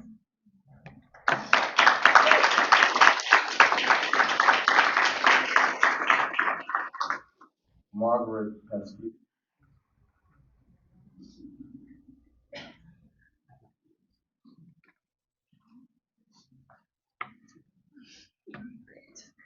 Good evening. My name is Margaret Pasquitti. I am in my 7th year as a JCPS mental health practitioner at Ballard High School. I was hired in 2019, despite what you may have been told, not with COVID money. I have served in the MHP Leadership Caucus. I'm a licensed clinical social worker, and I'm also a licensed marriage family therapist. And I choose to work with students at JCPS. Thank you all for remembering tonight that mental health matters. I speak for all MHPs when I say that we are the frontline support for students in crisis that many of us could never imagine. That includes domestic violence, child abuse, self-harm, suicidal ideation, and much more. MHPs are licensed professionals who give direct service to students and work with educators. I will remind you all of Maslow's hierarchy of needs. This evidence-based research illustrates that students' physical and mental health must first be met for them to have academic success. This is teaching 101. You cannot teach children without addressing these needs. MHPs address these needs. Safety admin address these needs. I address these needs. Mental health matters. JCPS speaks a lot about disproportionality and economic disadvantage. This is important, but rest assured, trauma knows no boundaries. Children experience traumatic issues that will follow them for the rest of their life, regardless of where they live. Thank you all for your MHP support. With that, you are setting up students for academic success. Mental health matters. In addition, thousands of students have disabilities with individualized education plans. Most of these legal documents include required support from MHPs to meet their diagnosed needs. Without MHPs, teachers will spend countless hours rewriting these plans, and thousands of families will be abandoned of this legal lifeline for their children. Thank you all for recognizing that students' social and emotional needs must be met first before they can learn. Mental health comes before academic achievement. It is evidence-based and, frankly, common sense. To say otherwise and fund otherwise will have drastic consequences for our students for years to come. Thank you all for making the right decision. Mental health matters, and more importantly, our children matter. Thank you.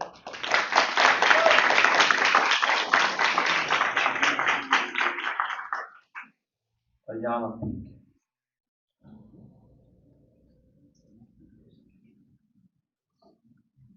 Good evening. My name is Dr. Ayana Peak. I am a school psychologist and mental health practitioner at Rangeville Elementary School. Thank you for your choice choosing mental health for our students, our staff, and their families. I want to echo the concerns you have already heard and reiterate that we choose to be part of JCPS for a reason. I choose JCPS because I'm a product of JCPS. I went to Bowen Elementary School, Dr. Taylor Elementary School, Bear Traditional Middle School, Louisville Mill High School. I have worked in North Carolina, South Carolina, Kentucky, and Rhode Island. And I choose this district because I believe in what we do here. Working in schools is hard work. Without people who are there to support and walk alongside our students and all their people, their grandmothers, mothers, fathers, teachers, principals, assistant principals, all the people who support our students, the work is too hard to do alone. I implore you to continue to support mental health workers, but also to give us a voice at the table. Finding out on Friday at 7 p.m. we were on the board, on the agenda to be moved, was not okay. I left my building at 6:30 p.m. because the student had an issue at 4:10 when dismissal happened. I stopped what I was doing, responded to that need, talked to the parent, talked to the translator, talked to the principal, assistant principal, school counselor, kid, and sibling. The work is too hard to be blindsided. We all need a voice. Find a space and a time to give us the opportunity to share our feedback. Thank you for listening. Thank you for this priority, but our work is not over. All of our voices need to be heard. We are JCPS and we choose to be here for a reason. Do not silence us and allow us the space and the time to do what we need to do in the right way. Thank you.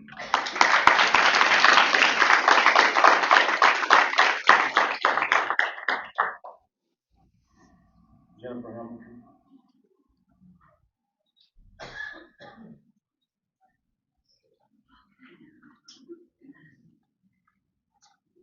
Hello. Good evening. My name is Jennifer Hamilton. I am the mental health practitioner at Valley High School. I'm also a parent of an 8th grader at Western Middle School. And I've been with the district for 9 years and an MHP for 7. Thank you for moving to keep MHPs. We've been so scared and we've been so just kind of trying to wrap our head around where we are and where we want to be. And we're more scared for our kids, and the amount of people reaching out to us and reaching out to you has been so encouraging and wonderful and beautiful. And I hope you know, I had a whole speech laid out about the importance of mental health, but I think that one thing that's a priority is to know that preventative services, just like my colleague Dr. Hilger mentioned and Dr. OP mentioned, is way more cost effective than being reactionary.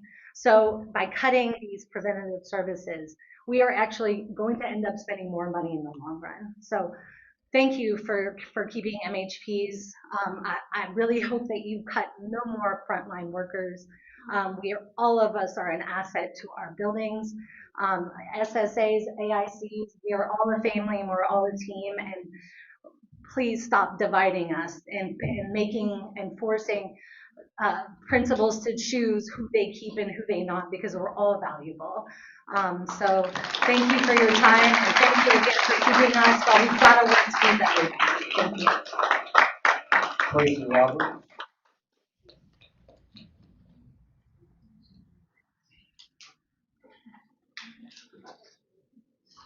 Phew, what night. Good evening, everyone. My name is Tracy Roberts, and I am the proud, dedicated, and indispensable mental health practitioner at Coral Ridge Elementary. I stand before you tonight with the perfume of taco meat and salsa from today's cafeteria duty, and also the tears from a student whose parents were arguing this morning before school because on Friday evening, I, along with the other hardworking MHPs in this district, went from preparing to enjoy our 3-day weekend to finding out that our jobs were in jeopardy. Y'all threw me for a loop. My speech was one for the ages.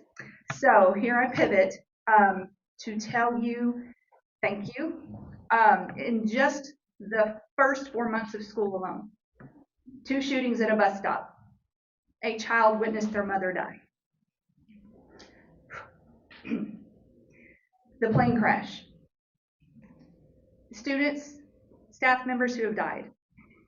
The SNAP benefit crisis. Abuse.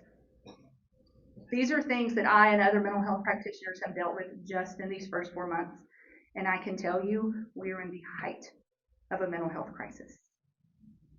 3rd graders wanting to kill themselves. Children going to wake up their parents in the morning and they find they have overdosed. I wish I was being dramatic. I do. This is realities that myself and other MHPs in this district have experienced. And while experiencing these realities, these tragedies that many of us of our age have never seen, never experienced, our feelings and our emotions are on the back burner. We feel too. Just because we're the feelings people, we get sad, we get angry.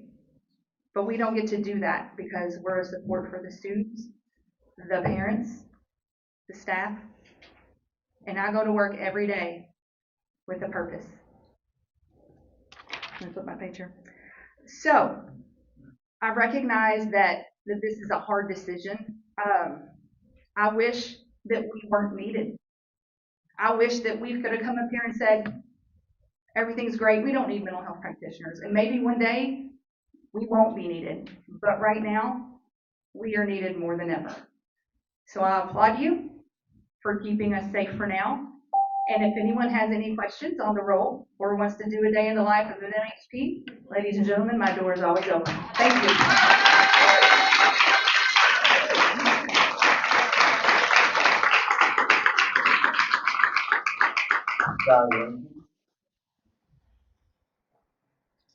Sky Rankin. Deanne Cannon.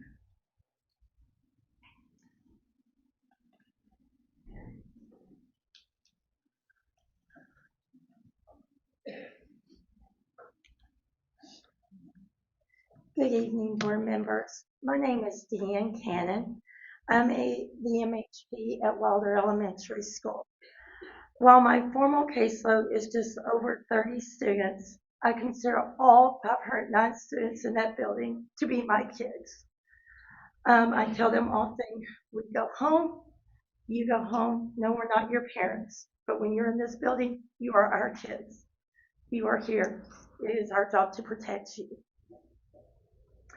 and to be a safe space. Because at any moment, I may be supporting a student not officially on my caseload. I interact with students daily through cafeteria duty, carpool duty, hallway check-ins, classroom support, so that students are not missing their vital instructional time that we value in this district. These interactions matter because relationships are the foundation of effective mental health support. I am here tonight to explain why relying on outside services would be detrimental to our children in this district, not just my building, JCPS as a whole. The referral services, I have been told by parents like Hear Solace, they are not happy with them. They tell me that they just get a list given and they're expected to call around. So a lot of times I would say, tell you what, give me this list, let's work through it together. I look for our MOAs who can come into our building. I've done that with families. I had a family recently let me know that their child no longer has the therapist that they were with, so now they got to change to a new therapist. Over winter break, our school counselor and I received a call that from our 7 counties therapist, I apologize, letting us know that she was no longer coming back, that she was going into private practice.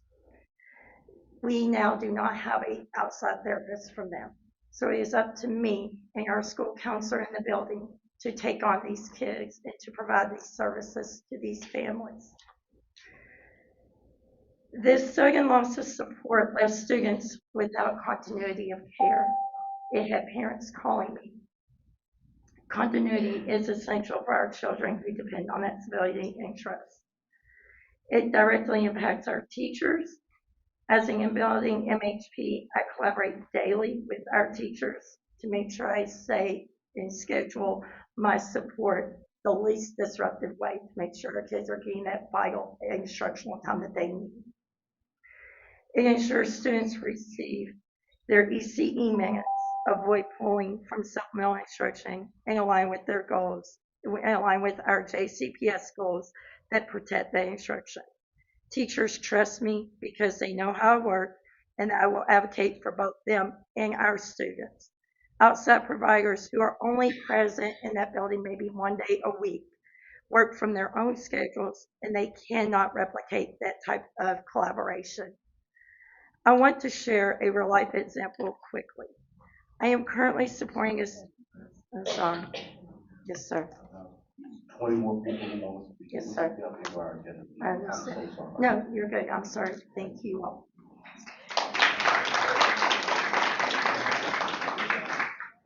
Jessica Boone. Jessica Boone.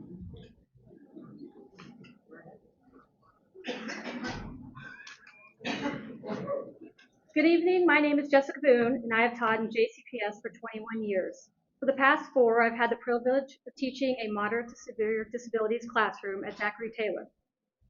My students are mostly nonverbal, so tonight it is my responsibility to speak for them. Many of us feel that the decision to close Zachary Taylor has already been made, but I cannot stay silent when I know the harm this will cause to children who rely on stability, predictability, and trusted adults simply to get through the school day. On paper, you may see a school with declining enrollment. What we experience every day is something very different. A small, nurturing, structured environment where students with significant needs are able to succeed in ways larger settings simply cannot. Our students have improved their test scores and overall performance, and given our population, that is a meaningful achievement. When the closure was first proposed, we were told it was because the building had reached the end of its life, that it was in critical condition and required demolition so the land could be sold. Families and staff were asked to accept this, even though it meant uprooting some of the district's most vulnerable students. However, an article published today in the Courier-Journal states something very different. According to the district, after closing, Zachary Taylor will be now used as a swing space to temporarily house students from other schools undergoing construction. This is both shocking and deeply disheartening. If this building is truly unsafe or at the brink of being unstable, how could it suddenly be deemed suitable to house students from other schools? This contradiction raises serious concerns about transparency, credibility in the decision-making processes behind the closure. It is especially troubling that this new plan was not shared until the day before this meeting. Zachary Taylor currently houses 3 self-contained special education units. As recently as August, the district opened a new unit because students needed exactly what this building provides: predictable routines, smaller environments, and stability. And now, barely a year later, those same students are being uprooted. For children with profound communication and sensory needs, transitions are not minor disruptions. They could be traumatic. Recovery can take months or even years. These students depend on routine, familiar adults, and consistent environments to learn and feel safe. So I ask you to look beyond enrollment numbers and consider the human cost to the children that cannot stand here and tell you what this place means to them. Please reconsider this decision. Protect the students who rely on us the most. They may not have a voice, but their needs are loud and clear.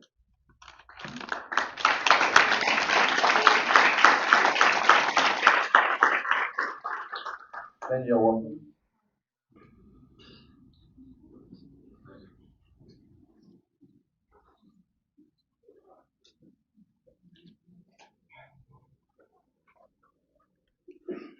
Good evening. My name is Miss D. I currently work at McFerrin Preparatory Academy. I had a whole list of things to say. However, we are the front line, and trauma knows no zip codes. At McFerrin, we have 2 mental health practitioners due to our population. I serve the primary group, K through 2, the little people, the ones whose emotions are big, whose experiences are even bigger, and whose voices are still learning how to be heard. My day starts with AM Car Rider Line. I am the greeter. I encourage each student to have a great day, but I know they're looking forward to more than just words. They're waiting for that big morning hug that I give each and every one of them. That hug matters. It matters because some of our students, it's the first safe interaction of their day. It's the moment they know someone sees them, values them, and cares about them. It matters to them. It matters to me because I am the front line. Our students know that I care about them just like the other adults in our building. They know I'm here, and more importantly, they know we are here for them. Mental health practitioners do far more than provide individual or group services to students and family. We help regulate emotions before they escalate. We help students process trauma that walks in our buildings every single day. We help students stay in classrooms, not crisis rooms. And we do not just support students, we support teachers. When teachers know their students are emotionally supported, they can do what they were trained to do, teach. When mental health needs are addressed, instruction improves, classroom stabilizes, and school functions more effectively. MHPs and safety administrators do more than what's written in our job descriptions. We de-escalate crisis. We build trust. We are the calm in the hallways, the steady voice in the chaos, and sometimes the reason a child stays in school that day. We are prevention. We are intervention. We are connection. Trauma doesn't wait until middle or high school. It shows up in kindergarten backpacks, in the car rider lines, and in the tearful goodbyes every morning. If we are serious about our student achievement, school safety, and teacher retention, then we must be serious about investing in the people who stand on the front line every day. Because when we support mental health in our schools, we are not just changing outcomes, we are changing lives. Thank you.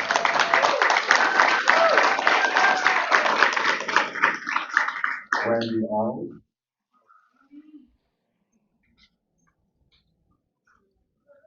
I'm gonna get my glasses on. It's important that I like to see things clearly. I'm the mental health practitioner for the fierce and fighting Kenwood Cubs, 500 strong, elementary school here at Jefferson County Public School System. Mental health practitioner sounds like a prestigious title, but it lacks adequate description. And in this description, there's going to be 2 words in this presentation that you've heard before. See if you can pick them out. Mental health practitioners are categorized as JCPS as a support position, but in reality, we are the front line. We handle many difficult and disturbing situations that children, families, and schools face on a daily basis. That may sound like an exaggeration, but the situations I'm about to describe you are anything but. When a parent overdoses and the child goes to wake them up from the bed the next morning and finds them dead, we are the front line. When a little sister is kissed on the forehead by our big brother who goes out to hang with his friends and doesn't come home because he's been shot. Like too many of our children have been killed these days, we are the front line. When a child with autism has a sensory overload and acts out violently in the classroom, this child needs support from someone they feel safe and who understands their needs and nervous system. We are the front line. When a single mother of 3 children needs counseling and support services from them, but can't take them to a therapy session after school because she works 2 jobs, we are the front line. When a school is absolutely crushed by suicide, death of a teacher, or the sudden loss of a family from an overnight fire, we are the front line. No successful financial strategy has addressed the bottom line by getting rid of the front line. Every school has its unique community and culture. It's one of the amazing and prized things about schools. If you don't believe me, hang out with any Louisvillian for over an hour and see if they ask you where you went to school. Any good MHP knows their superpower comes from being part of this community and culture. It's even more important than their clinical skills. MHP belongs in schools, in every school. The last point I will make is a simple one, but this is often under-discussed when MHPs are in a school. Every day, to address the complex needs of students, it increases the opportunity, wait for it, for teachers to teach. The district board has some difficult decisions to make, but it should be on the backs of the most needy children and the denial of direct supports and services to families in their most vulnerable times of their lives. Thank you very much.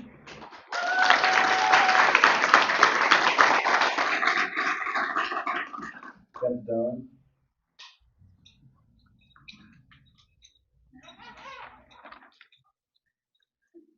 Good evening, members of the board, superintendent, and community members. My name is Beth Dunn, and I'm a mental health practitioner at Audubon Traditional Elementary, serving a caseload of 70 students. I'm here to speak of the essential role school-based mental health services play in student success, staff stability, and school safety. Research consistently shows that mental health is the foundation to learning. Students experiencing anxiety, depression, trauma, or chronic stress demonstrate lower attendance, decreased concentration, increased behavioral challenges, and reduced academic engagement. National data from the National Institute of Health show that youth mental health concerns are rising. Suicide is now one of the leading causes of death for children ages 10 to 14, and rates among preteens 8 to 12 have increased steadily over the past decade. At the elementary level, distress often presents not as verbalized suicidal ideation, but through emotional dysregulation, withdrawal, aggression, or school avoidance. Early school-based intervention is critical to prevention. It must be noted that mental health needs are systemic and not limited to the academically struggling or to our AIS schools. In high-performing schools and among gifted learners, distress is often less visible, but equally significant. At my school, around 65% of our 5th graders surveyed positive for performance anxiety. These students often experience perfectionism, fear of failure, chronic stress, yet their needs are often overlooked because they continue to perform well academically. Kentucky faces a significant shortage of child and adolescent mental health providers, making schools the most reliable access point for early identification and intervention. For many families, school-based services are the only mental health support their child receives. Within JCPS, mental health practitioners are part of a multi-tiered system of supports, or MTSS, providing prevention, early intervention, and crisis response. We also provide critical support to school staff. Teachers and administrators are managing unprecedented stress while supporting increasingly complex student needs. We provide consultation and de-escalation support so educators are not responding to mental health crises alone. directly supporting staff retention and school climate. When school-based mental health support is reduced, these student needs do not disappear. Instead, they shift to disciplinary systems, emergency responses, and staff who are not trained clinicians, increasing suspensions, absenteeism, burnout, and instability. From a fiscal perspective, prevention is more cost-effective than crisis response. Maintaining proactive school-based mental health services reduce costly outcomes such as emergency interventions, hospitalizations, alternative placements, and staff turnover, aligning with JCPS's commitment to responsible resource stewardship. Thank you for your time and consideration.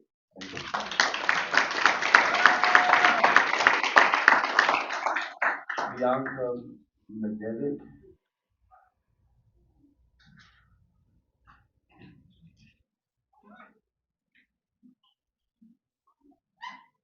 Good evening. My name is Bianca Menendez Campos. I stand before you as both a former JCPS student and ESL learner, and someone who experienced firsthand how these programs create confidence, belonging, and pathways to success. I also speak as a program manager for Adelante Hispanic Achievers, a nonprofit that has supported multilingual learners across JCPS for over 20 years. ESL and multilingual programs are not just about learning English.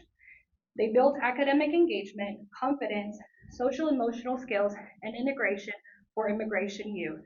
They help students navigate life in the U.S., and they help families access school resources in a language that they understand. These proposed budget reductions would affect more than 20,000 students across the district, when nearly 1 in 3 students in JCPS are multilingual. We must ask, who is making sure that their needs are represented at a system level? Multilingual support requires more than instruction. It requires language access, cultural competency, family engagement, and community partnerships that build trust. The data shows these programs work. According to KSA results, JCPS is performing below the state average overall, yet multilingual learners are the only subgroup performing above the state average. We are also seeing historic growth in English language proficiency, demonstrating that current instructional strategies are effective. And for the first time, families are not being turned away due to communication barriers, a direct result of increased language access support. Through the Office of Multilingual Learners, JCPS has also improved language access for current and potential employees, helping build a workforce that reflects our student population. If restructuring reduces or eliminates resources, how will that progress continue? This is not the time to withdraw resources from multilingual learners. Not when federal support is shrinking, not when families are struggling, and not when our most vulnerable students are the ones showing academic growth, and resilience. We urge you to maintain as many economic and structural supports as possible so multilingual learners and students can remain in the classroom, continue to improve academically, and step into their futures as educated citizens alongside their peers. Thank you.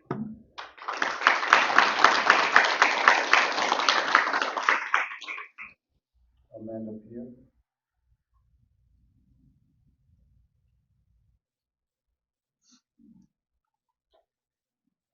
Hi, my name is Amanda Pierre, and I'm a parent of 4 kids in JCPS. I have kids at Sanders Elementary, Brown School, and Grace James.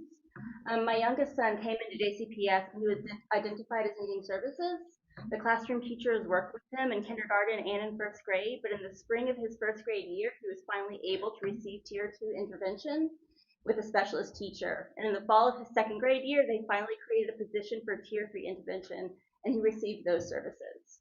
After being in Tier 3 for all of his 2nd grade year, he graduated back to Tier 2, and then finally this December, for the very first time, he is on grade level with the rest of his peers.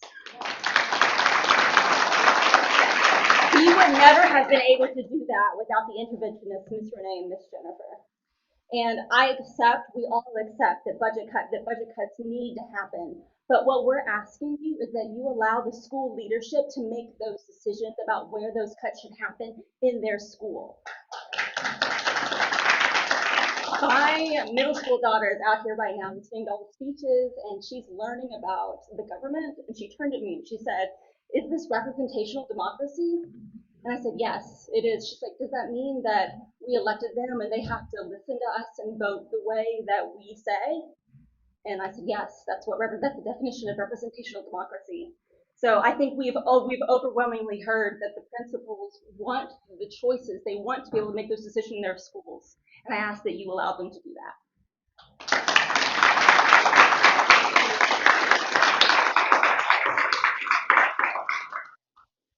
James Bishop.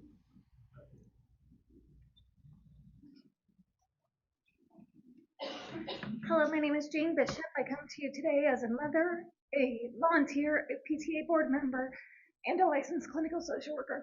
I am not an MHP. My job is not on the line today. But the people who care for my son, their job's on the line. I can tell you that Miss Cannon, she spoke earlier, this year for picture day, we had a meltdown. We had applesauce all over her shirt, and I texted the school and they said, we can take care of that. Miss Cannon came, she got his shirt washed up, and we avoided a meltdown. I can tell you my phone has been blowing up all night because my child is currently having a meltdown because I'm not there for a bedtime routine. He has autism, and while we've been at Wilder Elementary, we were also diagnosed with ADHD. As you know, those children traditionally do not succeed. They don't do well in testing, and I am standing here as a proud mother to say he is at and above benchmark right now on his MAP testing. That cannot happen without the support of people like Ms. Cannon and all the other wonderful staff members that we have in our schools. I ask you to think about the children who don't have the stability at home, who need that stability in the school, and those are the people who are providing it. These are the people who are loving on children that don't get to have that because they have parents working multiple jobs or they don't have parents that are able to be there for one reason or another. I ask you as a mother, I ask you as a person who values mental health, because that is my job, to consider strongly what you're putting forward for these children. Thank you for your time.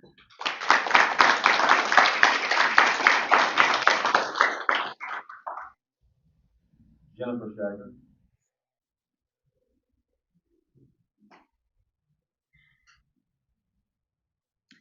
Good evening, members of the board. My name is Dr. Jen Shagar, and I come before you tonight wearing two hats. I'm a licensed clinical psychologist, but I'm also a mother. I've got my kiddos way past their bedtime in the other room. And as a licensed psychologist, I understand the clinical necessity of early intervention. But more importantly, as a mother, I understand how much this impacts our children. I have two children, Eloise and Parker. Eloise turns 5 this April, and she's going to be a JCPS kindergartner. And we're really excited about it. And I'm really happy to hear the change about cutting mental health professionals in the schools. I can't believe she's going to be in kindergarten. I'm here because I want the school system, my children, to grow up and to be the one that prioritizes the whole child. The proposed budget cuts to the school because mental health providers and others are not just lines on a spreadsheet to me. They are a fundamental thing of the safety net that we have for our children in our community. As a psychologist, I look at the data. We often hear that we need to focus on the basics like math and reading, but the research is very clear that we cannot achieve academic goals if our students are in crisis. We know that youth with mental health problems perform less well in schools and attain lower levels of education if they don't have their mental health addressed. Up to 70% of children and adolescents with mental health disorders do not receive mental health services, and this negatively impacts every aspect of their life. The research also tells us that schools are an important point of contact for prevention, identification, and treatment of mental health issues, primarily because of the accessibility. And many studies have found that the use of school-based services improve GPAs, lower dropout rates, improve attendance. And these are all things that affect our funding, right, and our budgets. These are important things that don't just affect the day-to-day lives, it affects funding and budgets too. I hope that I'm making it really clear that if we want good academic outcomes and effective citizens, we cannot cut mental health services. Research shows that removing these supports leads to negative effects on youth outcomes like increase in disciplinary incidents, decline in school safety. We have data that backs this up, that mental health is important for our students. We cannot risk that decline in safety and well-being. I want my daughter Eloise to start kindergarten in a school that is equipped to handle these things. And not everyone has a mom that's a psychologist. I have the resources, but other parents don't. That's not fair. I urge you to not cut mental health providers and let the schools have a say and a voice in what they feel like they can cut or change in the budget. Thank you.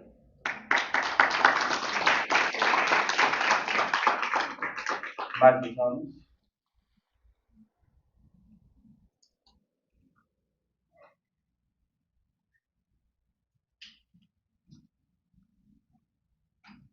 Superintendent, Chair, Board, family. I'm here to talk about one school.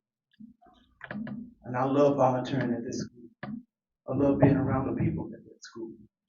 That's the Dr. Martin Luther King Elementary School, located in West Louisville, by Shawnee Park. That place is beautiful.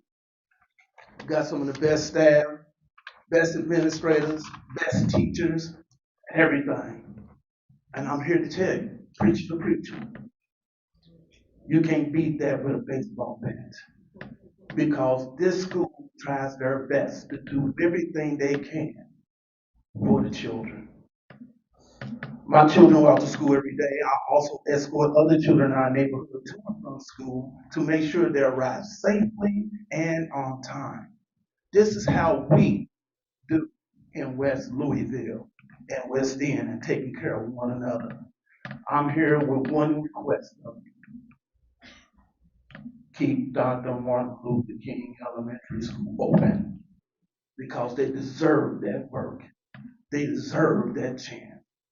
The administrators, our angels, our teachers, our office staff, family resource coordinators, and administrators know our families. They know which students need support. They know which families rely on the school for stability, and the children who are most at risk of falling through the cracks when the systems change. We have had angels in our midst and did not know it. Removing students from the staff who know them without community relationships and trust creates barriers that cannot be solved by simply changing buildings. We can close this building right here, but yet still we haven't done that yet. Why are we closing Dr. Martin Luther King Elementary School when it's doing the work that it's supposed to do? Yeah, I'm reading off script. But Chair, both as a community leader and a man of faith, I've asked that the stewardship be careful, the most impacted guide this decision that you want to make. Stewardship is not balancing the budget at the expense of the children. It is a moral obligation to protect communities from harm caused by instability at the highest level. A vote to close King would place that harm squarely on families who already have enough to go through from the greatest barriers there are in that neighborhood. And that reality will stand on the public record. We're not playing about this. We're serious. I'm still that soldier. Public data shows why this is very important. According to the Kentucky Department of Education report card, Zachary Taylor serves one of the most diverse Black and brown student populations in the Ballard High School zone, and King is located in a historically Black neighborhood. When schools serving these communities are repeatedly disrupted or closed, the impact is not neutral. Thank you. The same communities bear the instability again and again, Sir, and the pattern reflects a systemic movement. We try to listen to everybody. I got you. I'm coming. Agenda, please. I got you, Time sir. is up. Thank you. But no, don't close King. Thank you. Jeff Rabbit, and we would appreciate if you would respect the time limit. The board we have a 45-minute allotment of time to hear voices, and we are going over that tonight to make sure that everyone is heard, so please respect us as well. Thank you. Hello, my name is Jeff Gravatt. I'm an elementary school teacher at Shackle Elementary. I would like to address the proposed budget cuts affecting school staff. I know that it was stated that cuts would not affect the students, but I don't think you truly understand what happens in the schools. No one goes in there to do their job and just do their job. They're always doing a little extra here, a little extra there, whatever it takes to get the day done. Our elementary bookkeepers aren't just sitting in an office all day crunching numbers. They help in the mornings directing the students to their staging areas, reminding them to get the breakfast so that they don't go into their day hungry. At the end of the day, they're working during dismissal, making sure our children get home safely. They are a trained backup person for other office staff, and they assist as first responders during emergencies. They help with dispensing of medications for students, and they organize school events. For parental involvement in their community, they have field trips, dances, pictures, Grandparents' Day, math and literacy nights, and other things that they do above and beyond their job. Our mental health practitioners carry a heavy load. So many of our students need these services to learn to cope with day-to-day issues. If they don't get these services there, they may not be getting them anywhere else. When these students don't receive these services, they could be losing valuable instructional time, and the whole class could be losing valuable instructional time. Our in-school nurses provide care to students that can't be replaced.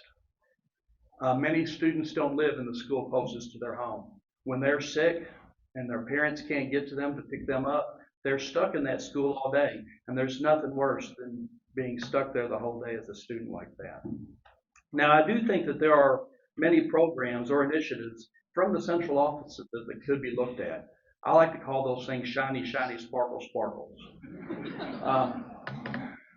We come in, someone has a great idea, they think it's neat, they think it's cool, it becomes something that everybody has to do. A lot of times it's just extra headache and work. I do not see how these things help us improve our math scores. They don't help us improve our reading or our writing. I think there are other things we can look at that are I think a lot of those programs and initiatives are not value-added dollars. You know, they're something that's put up just for someone to hang their hat on. Thank you. Thank you. Rachel Abel.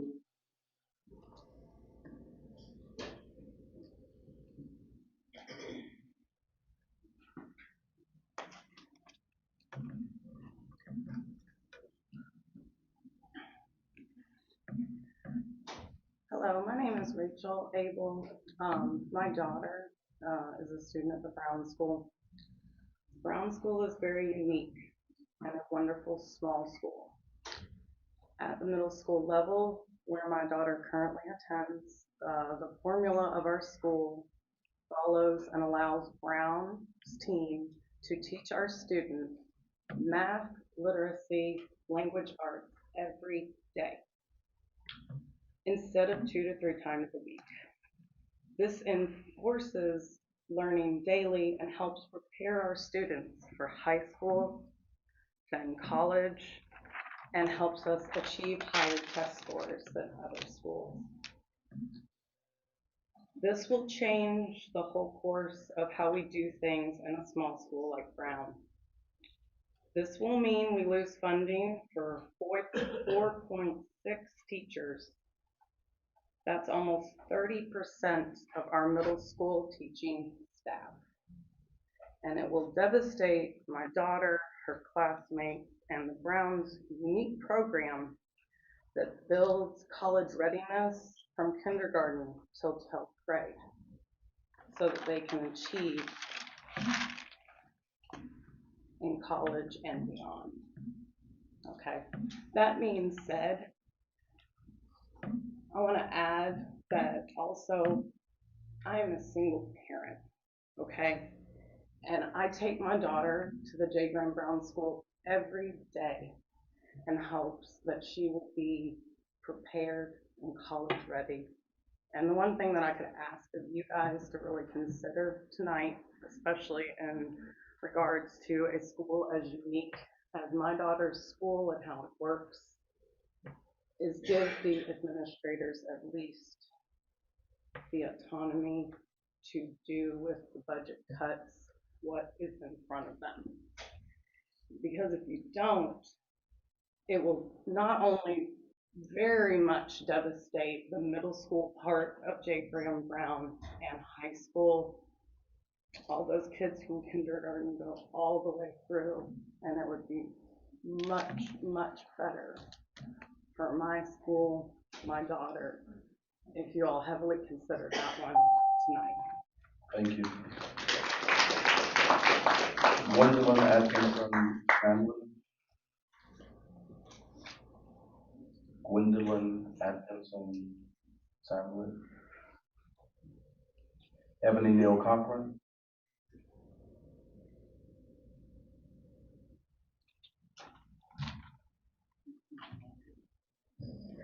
Hello, my name is Ebony Neal Cochran, and I'm actually here to speak on the issue of Perry Elementary School and the toxic land that it's built on.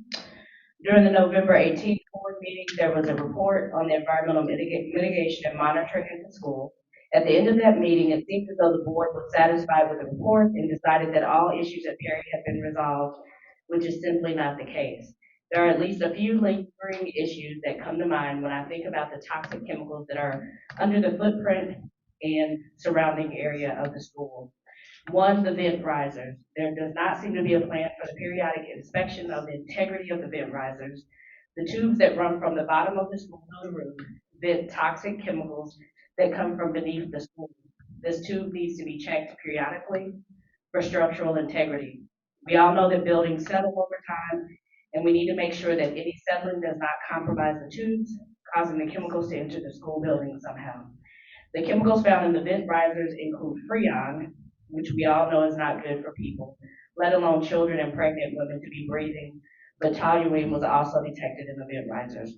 Two, the vapor mitigation system. In the same way in which the vent risers need periodic inspection, the vapor barrier mitigation system needs periodic inspection.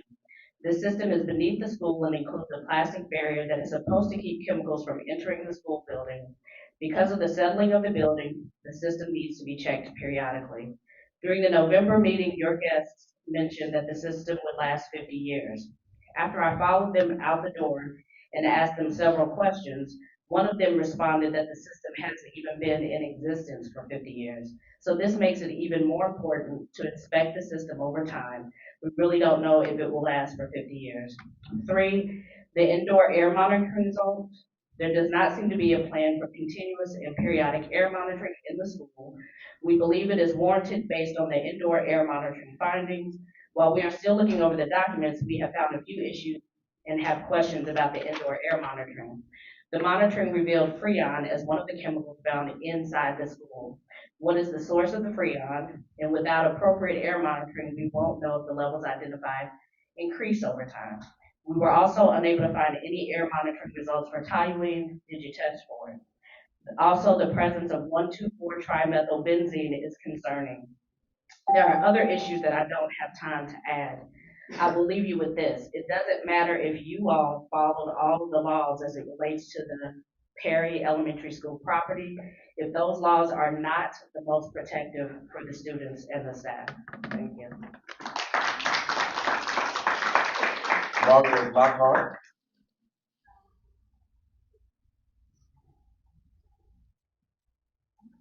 Good evening. I am a EBD teacher at Zachary Taylor, and I am writing in here as a deeply concerned teacher to the wonderful children of Zachary Taylor. When ZT was first proposed closing, we were told it was because the building had reached the end of its life, that it was in critical condition and required demolition, so the land could be sold. However, we found out today, the Courier Journal stated, after closing, the district now intends to use the school as a swing space for other schools in the area that need to undergo construction. This is both shocking and disheartening. If the building is truly at the brink of being unsafe or unstable, how can it now be deemed suitable to house students from other schools for potentially several more years? This contradicts, raises serious concerns about transparency, credibility, and the decision-making process surrounding the closure of our beloved school, along with the other decisions that are being made here tonight. We have also been waiting for 62 days, and now are presented this new plan. Our staff, our students, and our families have endured months of anxiety and heartbreak since this proposal was first announced on November 20th. I am concerned that we have invested not just time and effort, but our hearts into creating a safe, caring, and inclusive environment for some of the most vulnerable students in the East End. To now be told that our unsafe building is suddenly fit for others feels like betrayal. Zachary Taylor is more than a building. It's a home, a community, and a stabilizing force for our children and families it serves. The plan to close does not only disregard our community's needs, but also undermines the trust that should exist between district leadership and the people it serves. I urge you to please vote no on closing Zachary Taylor Elementary. The decision made now will have a lasting impact on children, families, and educators for years to come. Our school, our home, our district deserves better. Thank you.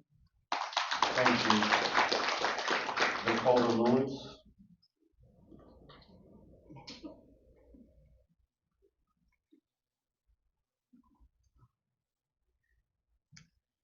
Hello, thank you for hearing me speak today. My name is Dakota Lewis and I work with the environmental justice organization REACT. We're here to voice community concerns regarding Dr. J. Blaine Hudson Middle School. The current plan for Hudson Middle School is to be built on a brownfield, which is a former industrial site. This specific site is a former tobacco industrial site. And brownfields are notoriously dangerous due to the possibility of ongoing presence of harmful chemical pollutants. Now, we're here to hold the board to the high standards when it comes to the safety of future students and staff at Hudson Middle School. The board must carry out remediation efforts, not just mitigation like you did at Perry. Remediation. You must clean up the area before building the school. This is the best and safest plan moving forward. Covering up the issues with vapor barriers and hoping that the pollutants are not leaching out is not enough. Students and staff will be here 8 hours a day, 5 days a week. So the site must undergo toxin removal to make it a safe space. Now, would you be willing to sit in a place, in a building for 8 hours a day knowing that there is a possible cancer-causing material that is leaching out into the air or the environment around you? I highly doubt it. The public is owed full disclosure of each step of this remediation process, including proposed timelines of procedures, deadlines, the types of permitting, and continued testings and plans for those testings in the future to make sure that it's still safe. Any type of vapor mitigation system must extend beyond the blueprint of the school and onto further grounds because students do not only stay in the school, they also go out to the playground, they go out to the parking lot. All of those places need full remediation and different mitigation systems. Now, West Louisville has already gotten the short end of the stick for too long, and this should not be another burden for an already marginalized community to bear. You owe it to the youth of the area to make their school a safe place that will not impact their health in any way. That means remediation must be done. Thank you for hearing me speak.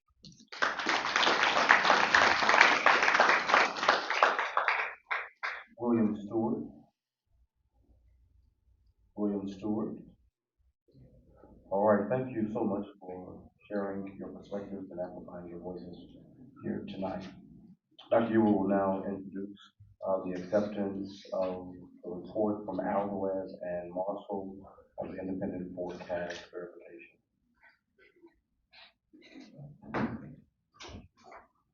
Thank you, Official. We have now a report from our auditors. They were commissioned to look at our forecast and forecasting model, and that completed and presenting that to the board.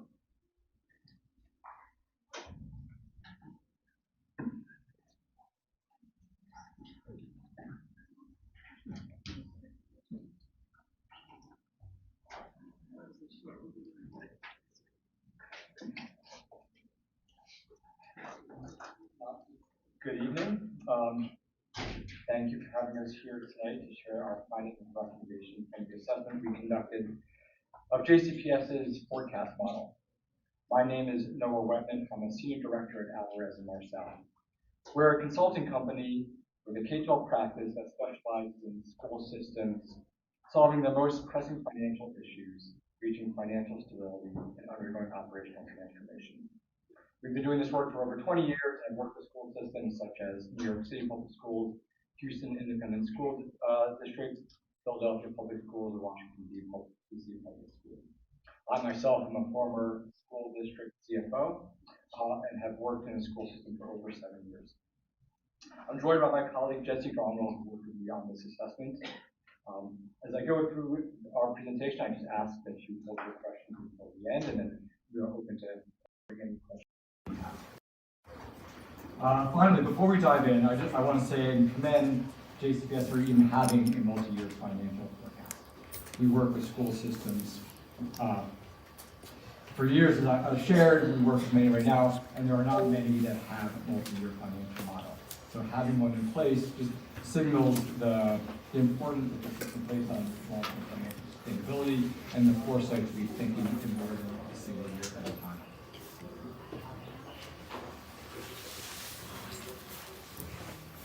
So to provide a little background and context, we were brought in November to provide an independent evaluation of the accuracy, reasonableness, and methodology of the current financial forecast model. Specifically, we were called in to look at three things. First, to verify data consistency between the three primary financial documents, the audit, the budget, model. Answer the question, are the financial information presented in each of these three documents consistent? Can one look at the three and track and place numbers, revenue and expense? The next was to assess the forecast model assumptions to determine, among other things, how reliable is the forecast. And finally, to look at variances between what is produced in the forecast, what is in the budget, and what is in the audit. How much different variances are between those three things, and how does those variances impact the reliability and accuracy of the forecast model. Not in our scope, which is our own analysis of the projected deficit. So we can give opinion on the assumptions, but we cannot say what the number is or isn't, or any more detailed information about that. We did our work over the course of 3 weeks, and at the beginning of November, gave our report and recommendations to the superintendent and his team in late December, provided a presentation to LMAC last week, and now to you all here tonight. I also want to thank CFO Mullins and his team for being very collaborative with us in this work. They provided us all the information that we asked for. We spent hours and hours on the phone with us answering our questions, and it was a very collaborative process to reach our recommendation.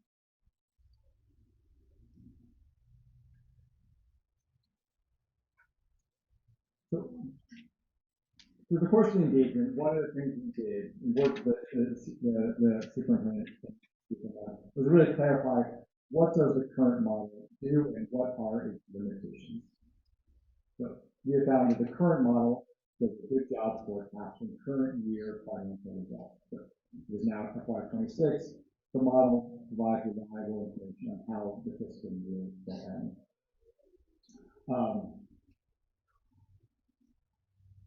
It provides directionally accurate information about FY27 budget.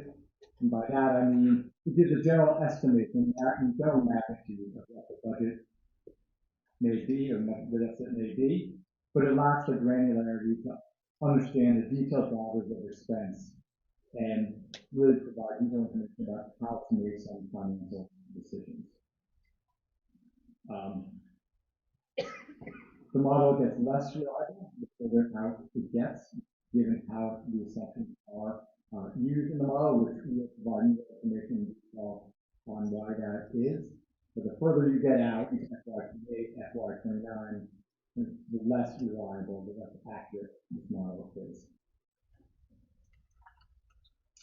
So with that, I'm going to turn it to Jesse to start talking about our first area of findings and recommendations. All right, thank you, Noah. So before I start, I just want to lay out or talk about how these slides are laid out. So you'll see 3 of them to start each section. So at the top, you see a key question. That key question is a question that was posed by JCPS. So it was a question that we were asked to answer.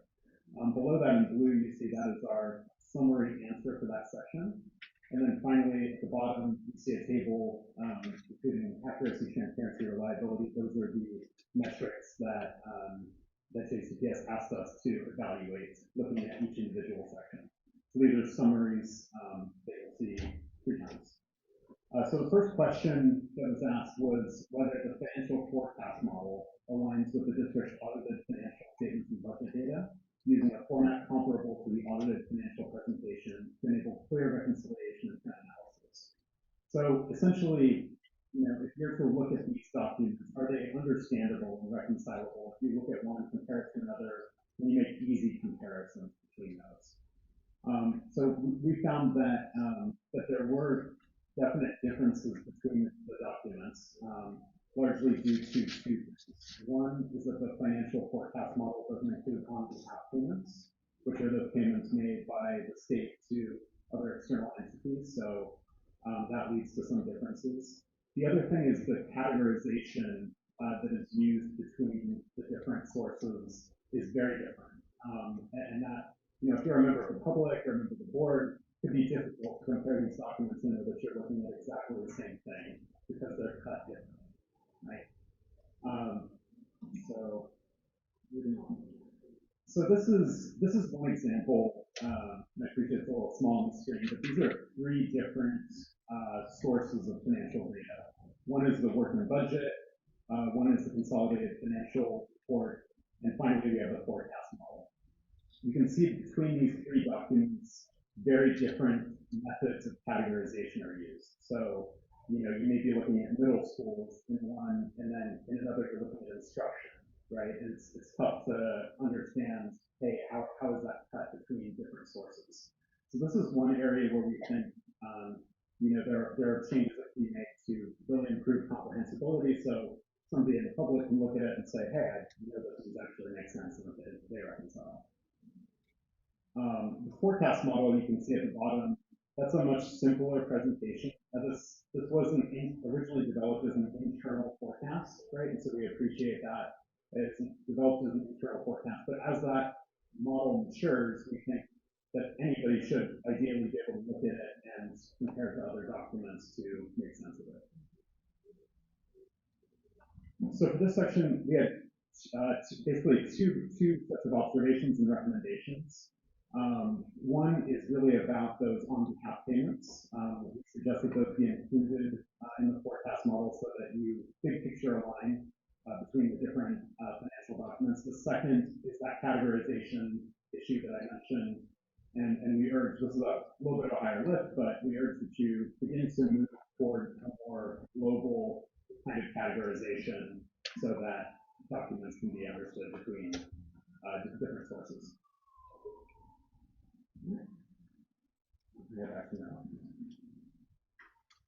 The next area of work was assessing the assumptions and reliability of the model.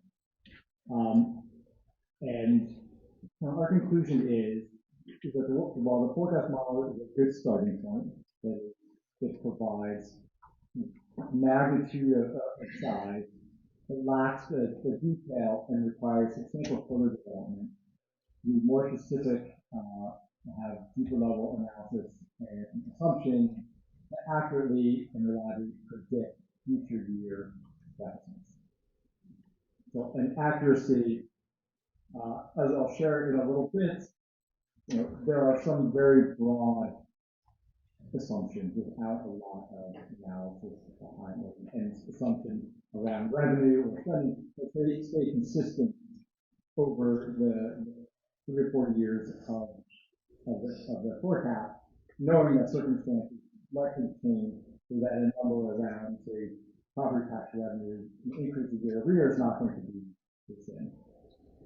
Around transparency, say the model takes a top-down approach. It starts with what is the current year's budget and then shows at a very high level changes against some large drivers around big pieces of revenue and big pieces of expense. Again, giving you a very high level directionally accurate magnitude, order size of what the gap may be. But to get to a much more specific, actionable kind of decision-making model requires a bottom-up looking at each discrete area of spending, looking at what happened last year, what are the assumptions about what's going to happen in future years, and adding those up to get to what total expenses may be year to year. Around reliability, the model has some functionality around running scenarios, and so at a very high level, one can see if there are tens of millions of cuts, $50 million worth of cuts, $100 million worth of cuts, $150 million worth of cuts. What does that do to the financial position and expected solvency of the district in the coming years and in the coming months?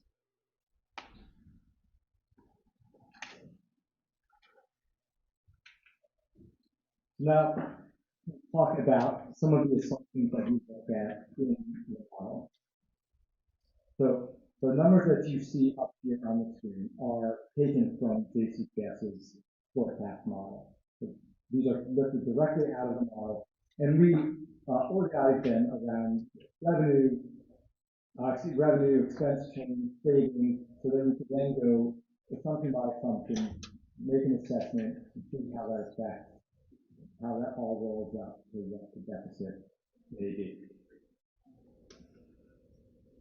The first area is revenue. In some instances, the analysis of that revenue change is very detailed. For example, for seed funding, there is an extremely detailed spreadsheet that lays out all the different factors that drive that funding source to determine what future funding levels may be. For property tax, the assumption is that it's going to be a $26 million increase each year for the next several fiscal years. When we look historically, the increases from year to year, 23 to 24, is $30 million, from 24 to 25 is $41 million. So this is a place where we would suggest there is some deeper level analysis to substantiate what is the change in property tax revenue year to year. So important because that is the largest source of revenue. And we did this for all the revenue sources listed in the model. The next is we looked at expense changes. The first area was personnel changes. What are costs going to change year over year? What is the impact of potential steps and COLA? Here again, there was limited analysis about what the step and COLA may be, acknowledging that as a central topic. And also, the model does have functionality that one can run scenarios around different kinds of personnel cost increase and see how that flows through to the bottom line and to future cash flows. The model does not include any changes to non-personnel spending. So it assumes that what was spent this year, non-personnel, everything but the staff, stays exactly the same next year. When we looked at the year-over-year changes, we saw that since FY23, the increase has been about $22.5 million each year. Now, it may be that non-personnel costs are not going up year to year. We feel it's important to have the analysis to back up that assumption. Or is there a reason that non-personnel will stay the same? Were there one-time spending items that happen in this fiscal year that won't happen in next fiscal year? Right. To show that and then do your forecast to show your transportation costs going up, or electricity costs going up. Because this is about $300 million or so of spending, and that has a material impact on expenses year to year. And then it does have an area where you can model out different reduction sizes in the aggregate. $50 million, $100 million. However, the model, the way it's structured, those reductions only come down personnel spending. So as you say, spending is going to go down by $100 million. The model assumes all of that happens in non-personnel, and your personnel costs continue to grow based on your baseline spending amount. And here we think there's opportunity to refine the model such that one can make some determination, even at a high level, right? What is the split between non-personnel and personnel, and how does that impact their future spending in out years?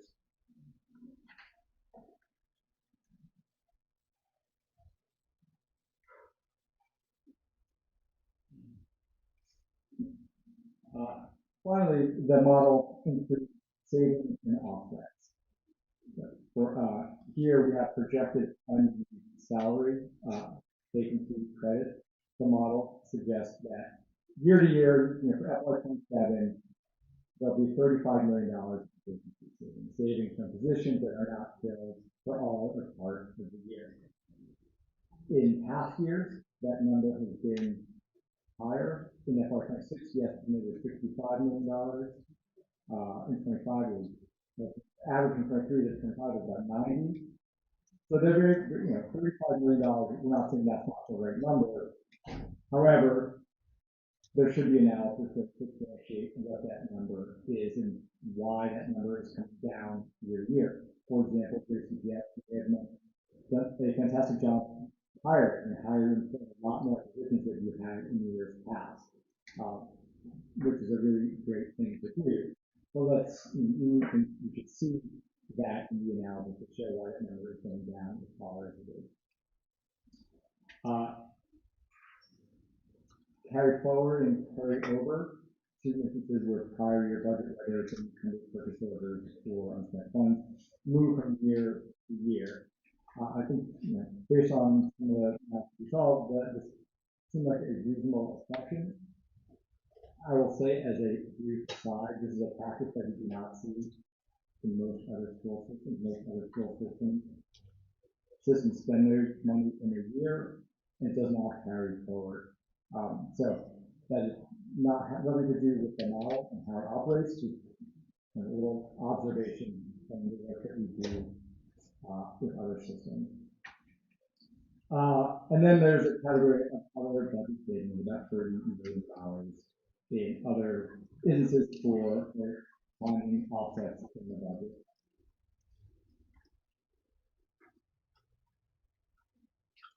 So as we pull that together, and build towards the $80 million deficit that the model suggests. And then also adds another $52 million of unmet needs. So this is reported to us. Critical spending that not in prior year budgets that should be included to satisfy a lot of the commitments that have been made or other things to be done to get to that $132 million deficit. So again, going through the model, it's clear how the $132 million is reached. However, you would say that 132, while directionally accurate, is not precise. That given the exclusion of non-personnel spending, given the high level degree of other assumptions, it is fair to reason that that number is under-reporting and maybe over-reporting. But we don't have the information of the data and less of the precision to be able to say what is the true projected year-end deficit based on what the model is showing us right now.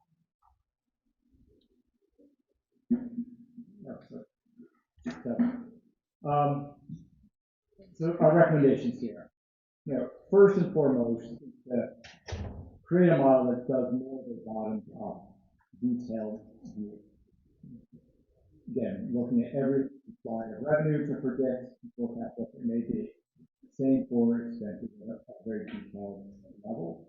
And that will provide you with a tool that can help guide financial decision making and really understand what are the drivers of spending, or again, where are increases happening, and make some data-informed decisions around continuation, elimination, decreasing different areas of funding, and where might target areas to find efficiency and other ways to reduce spending.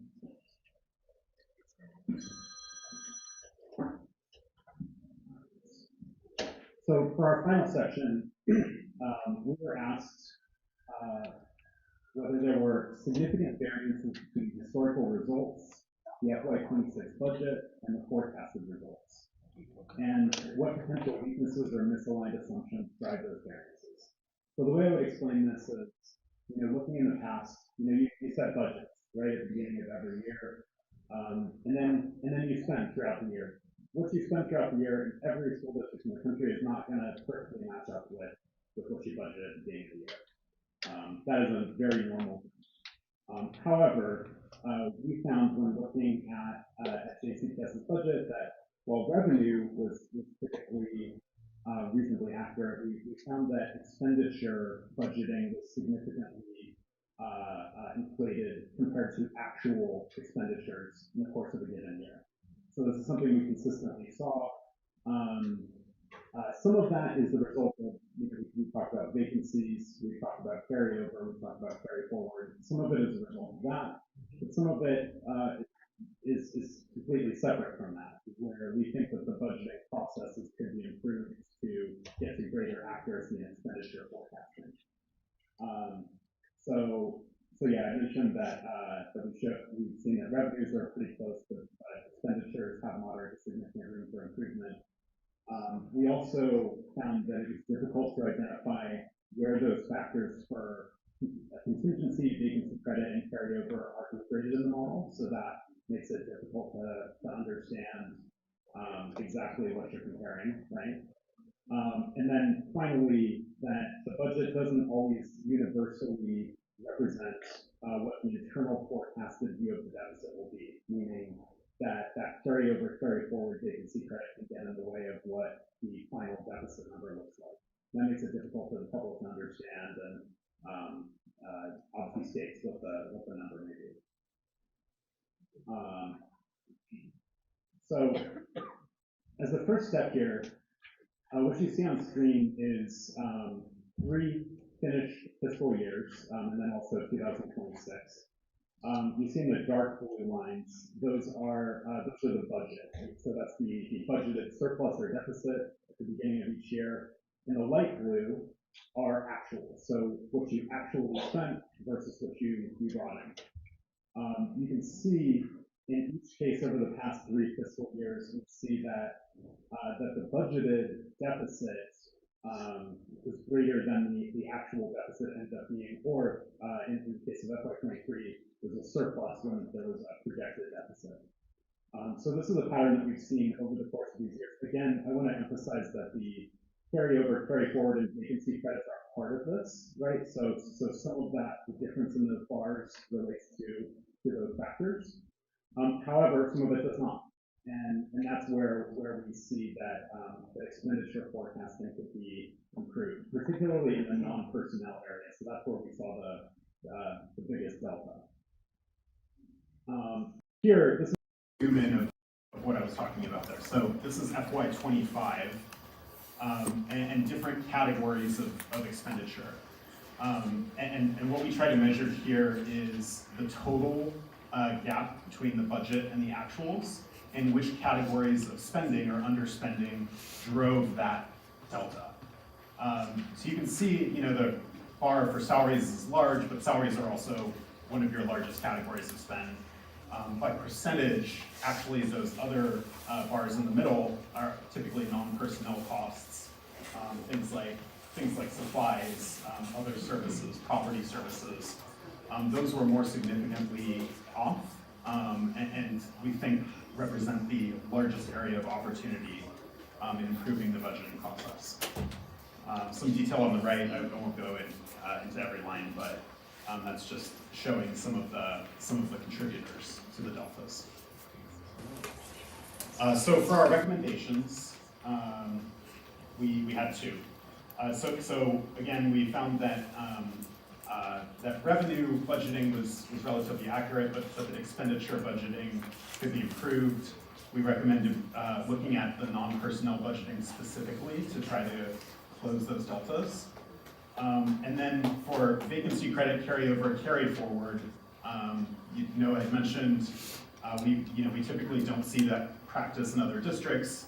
However, we just recommend that in each budget cycle that you look closely at those to try to close those gaps, right? Because that will make it easier and more transparent to how the budget is playing into, what you will actually expect to spend at the end of each fiscal year. And so I believe that's all we have. Open it up for questions. Thank you. Mr. Gray? Thank you for getting this done on such an expedited basis. There's a few questions that I could have asked RMAC last week, but I want to tease out here so that everybody's on the same page.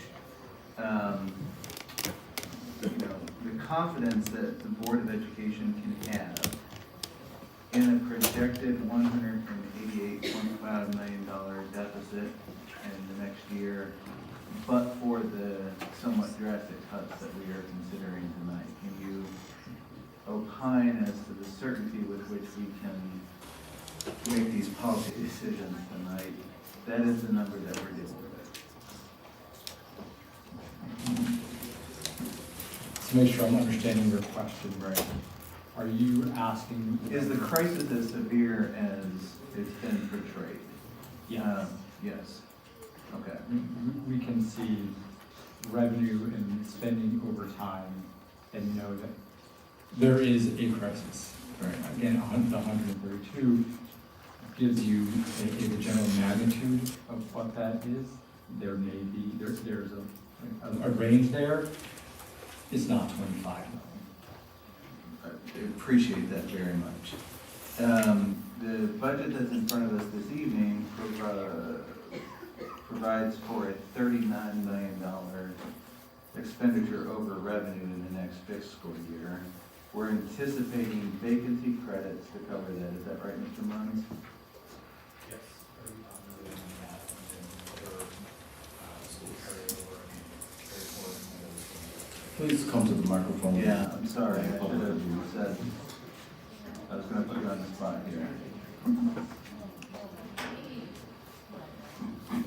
Yes, after factoring in the positions that are being eliminated, we reduced vacancy savings from 65 million down to 35 million for next year. So vacancy savings will make up the majority of that, and the remainder will be carryover and carry forward like we discussed. But that's just, it's a $4 million spread between the 35 that you're saying and the 39 is the budget, right? Right. But our carryover and carry forward has been significantly higher than that in the last 3 fiscal years, right? Yes, carry forward especially has been abnormally high ever since COVID. We've been burning down some longer term projects that have been funded out of general fund, meaning they take longer to get done, and so those numbers have remained artificially inflated for a period of time. Okay, and that artificial inflation is gone, thus we could not anticipate such a high carryover and carry forward.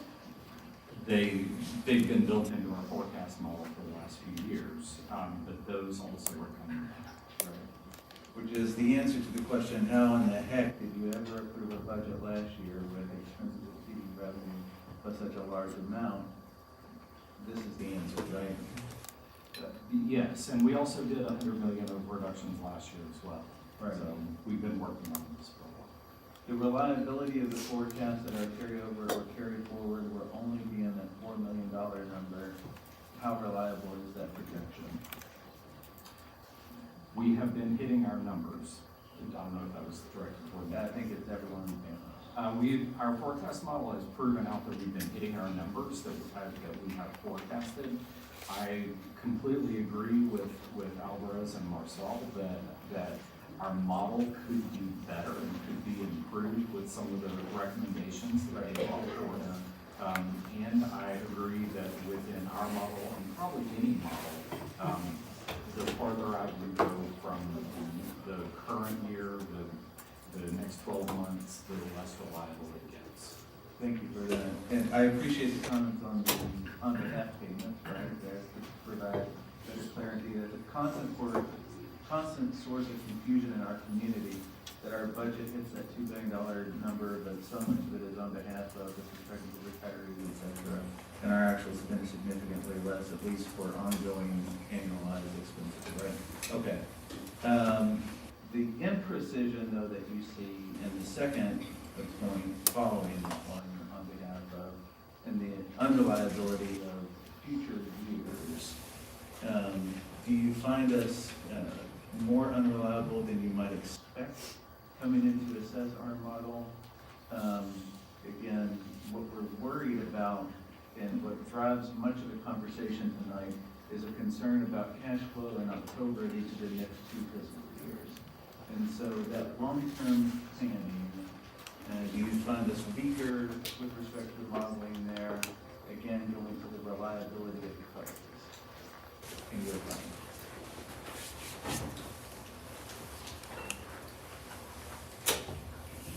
So I would say that in terms of cash flows, it is fairly reliable. In terms of a budget planning tool, is where it is far less reliable. Okay.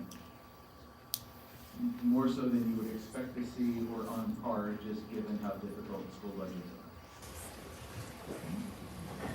are? Somewhere in between. Okay. Between not having a model at all and systems that we work with which have a very detailed model. Fair. Okay. Anything else from that? Yeah, if I can add. So one of the things that we learned through this process was how to use our forecasting model to drive our budget. It was never designed for that purpose. It was designed for more of a snapshot view of cash flows that we week as we go along to make it more accurate. It wasn't designed for that purpose, and it will be in the future. The other piece is I would say that our model is less accurate than most because of the reasons we've already talked about. Because when you look at the chart that shows by function category the different variances in budget to actual, the chart that looked like it was going up sideways, the salaries and fringe benefits basically align to the budget actual differences on vacancy savings and on behalf payments differences.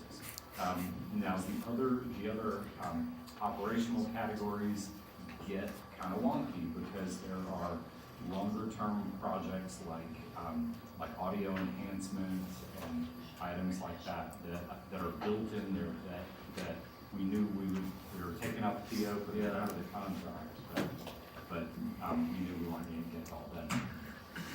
All right, those are my questions. I think this is the answer though to the question, or at least the challenge posed to us by a few in the community that we're playing Chicken Little. No, we're not. Thank you very much. Ms. Strange? Yes, so, based on your review, can you explain why the current financial model? Oh, I'm sorry.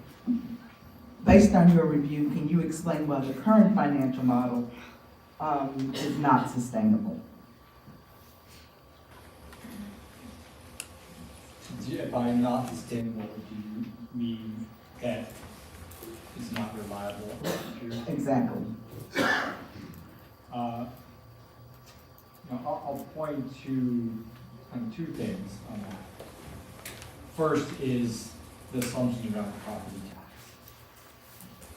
A history that property tax goes up by more than 26 million a year, and 26 million is likely not going to be the increase year after year if the property tax revenue can go up by 4% each year, and it follows that as the number goes up, that 4% off that number is going to go up.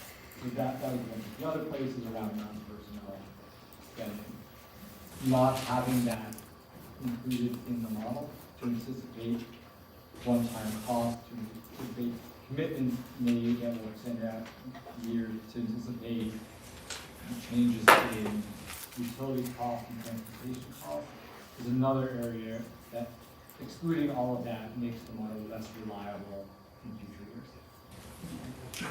To provide just a little more on the non-personnel piece, we've seen all categories of costs all around us going, straight up in the past several years, right?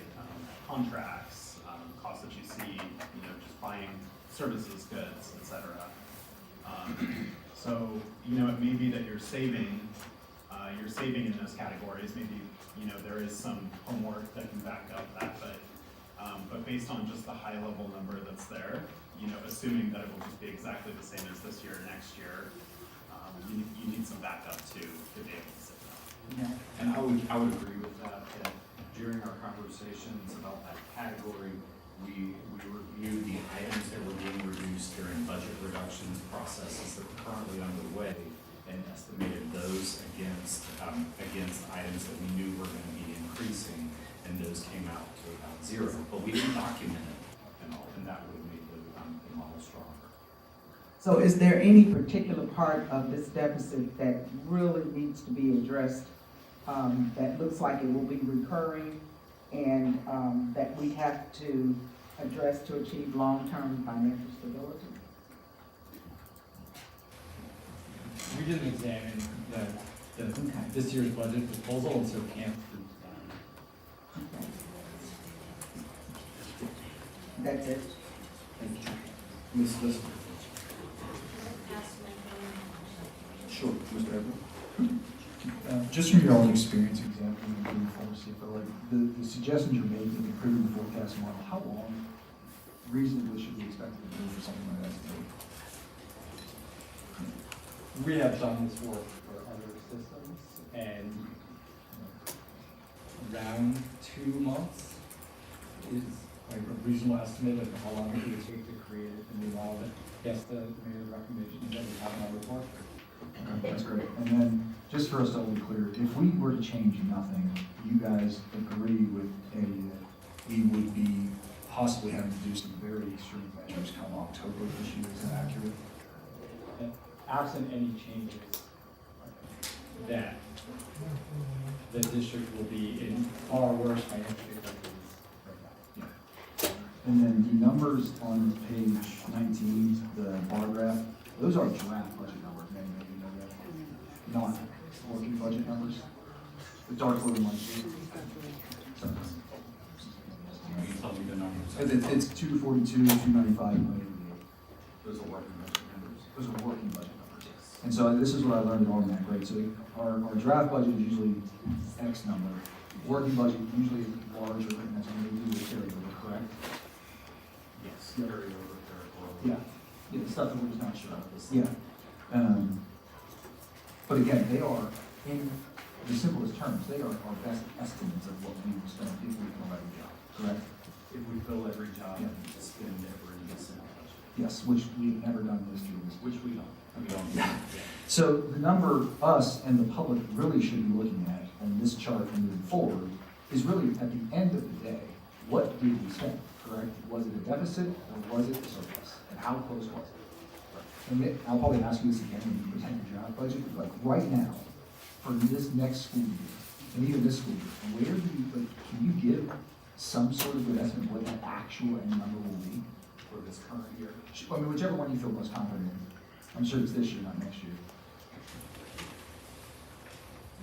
So, and just for like context, we were $91 million off in 2024 and $213 million off in 2025. So like when I heard 39, I'm thinking, man, we might be in a really, really good spot. Again, if we do all the things we talked about tonight. I think for next year's budget, I think we will be hitting that soft landing and really stabilizing. Okay. For the current fiscal year, I don't want to speculate on a number, but we had a deficit of a little over 80 million in the year that just ended, at 25. And so for this next year, it will be between there and stable. So. Okay. And when you say stable in your terms of what is the variance there? Close to break even, right? But if you're within $2 million, is that considered stable for a $2 million deficit? Like, where is the number? I would consider stable a lot bigger than 2 million. Okay. On a $2.4 billion budget, with a $1.6 billion general fund budget. Yeah. What would that number be, the top one, where you're like, we are stable, is it 10 million, 20 million deficit? Or is it? Ultimately, we are probably going to need to increase our fund balance a little bit. and bring it, stabilize and bring it up just a little bit. The number one goal for every school district in the United States is to spend every dollar that you have coming in on back of your students. 100% agree. That is the number one thing. That's what we preach to our schools. That's what we preach to ourselves. Yeah. So we're never going to be stockpiling money or anything like that. We want to spend it on back of your students. Yeah. So once we get to a point where we can do that without dragging an anchor behind us, having to potentially having to borrow to make payroll for a brief period of time and things like that, but we end up having to pay interest and items like that for that privilege. Those are the, once we get to a point where we're stable and functional and operational, that's the goal. There's not like a, hey, if we're under -20, because I'm thinking like we say we're probably bringing 26 million more every year. Is that, I mean, simple math, like if we don't spend, our deficit is not bigger than 26 million, we want to increase like what we're spending, our spending savings. Is that accurate? It's somewhat accurate, yes. I mean, in general terms, yes, that is accurate. We have a very set amount of revenue increases every year. Yeah. And then our expenses come in where they are. We all get affected by the inflation, of course, items that are going on in the national and international economy. Cool. Thank you. Ms. Duncan? I just had a question about, I think you mentioned something about enrollment, but we don't include enrollment in our forecasting. How would that Yeah, so at the foundation of at least every model I've ever built for financial forecasting for a school district, one of the key drivers is student enrollment, and specifically attendance-weighted enrollment, right? Because that's a significant driver of revenue. It also allows you to understand across the district, how are changes happening, right? Like, is one area growing while another is declining? Also, things like, you look at your mandatory minimums for each school, right? And you need to have this many counselors or this many, any kind of labor category at any school. You can weight that based on enrollment and understand where you should be, right? Based on enrollment across schools. So it's really a driver that helps you understand how spending is being done from a variety of perspectives based on the students that you're serving. Another layer on top of that is different categories of need, right? You think about English as a second language students, you think of special needs students, and those drive different resource allocation decisions and different hiring decisions and different expenditures. And so it should really be at the core of any financial forecast, in my opinion, because it's such a major driving factor. And I guess we know how to do that. I guess that we will be able to do that.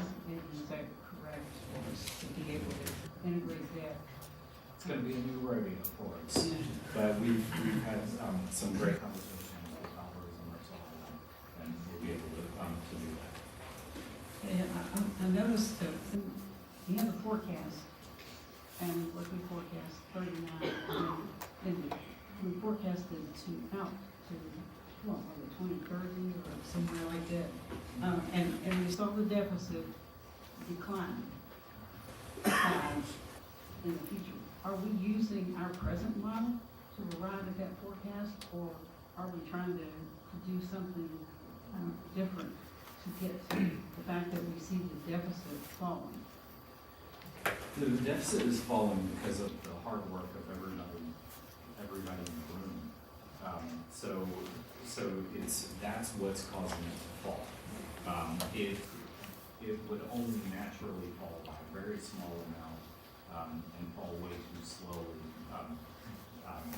if we hadn't taken action and gone through this significant budget reduction process. Okay, so we're just really using what we do right now to arrive at that. Okay, well, thank you all, appreciate it. Thank you, Ms. Benson. Mr. Bass?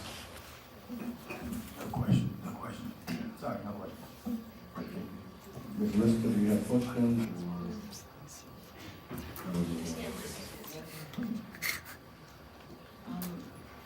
Can you please explain to me what you mean by crisis?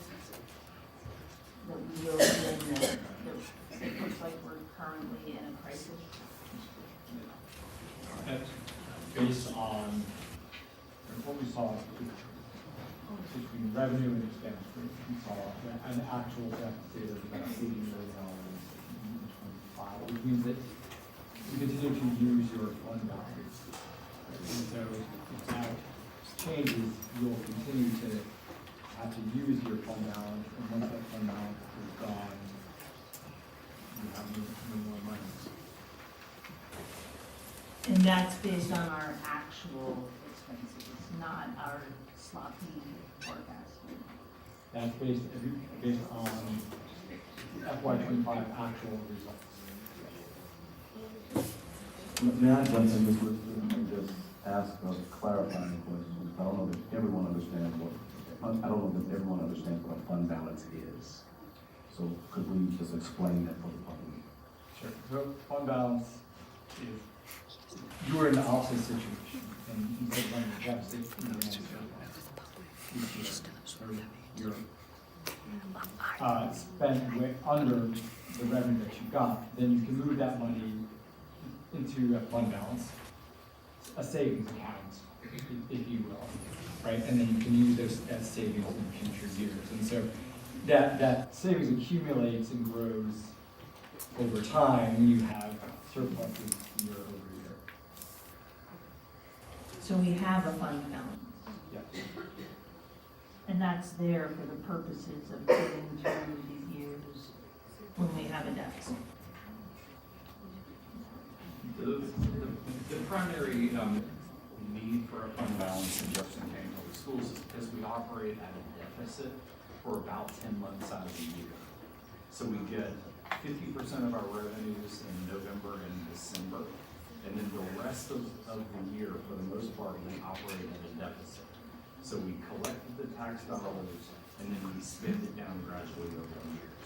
So as of June 30th every year, that's when we have our audit done. And so that tends to be when we pay attention to that number the most, but we pay attention the whole year.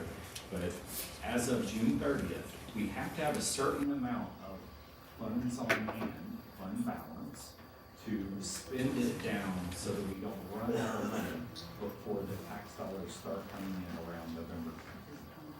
And so that amount has to be a certain amount. If it's excessive, then we know we can add additional expenses to the budget to make sure that we're doing right by that year class of students. If it's too little, then we're risking running out of money before the tax dollars start coming in and having to do something like borrow money or sell off investments or something. So did your analysis show you at all why that's the case now and hasn't been the case? What is the case now? That we're about to run out of money and we haven't done it. Looking at the finances, because the deficit year over year has been accumulating, that the savings that you've built up is being depleted. And each year gets depleted more. So there's actually another audit going on, review to look at the cause of how we got where we are. The 14% COLAs are a large part of that. Adding employee groups like PC implementation coaches when we were effectively spending or using fund balance to pay for those. So using non-recurrent funds for recurrent expenses, and numerous other things like that were added during that time without a sustainability plan. So just one last catch-all. Is there anything you think we should know that hasn't come up? Anything else you want to know? I appreciate that question. And maybe I'll close by saying, first, an important takeaway is that you have a model at the start that you have this conversation, which is at a place, beyond where most systems are. Right? It's terrific that you're thinking not just in single years, but in multi-year. The second is the current model that you have, it gives you a general directional estimate of how large this problem is that you need to grapple with. However, the current model becomes less reliable and gives you that directional information the further you get out.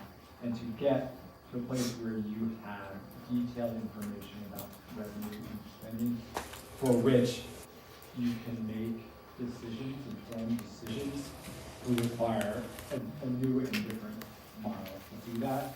And that would include both your ability to make decisions for this coming fiscal year and to understand the implications of the decisions you make today on the next several years.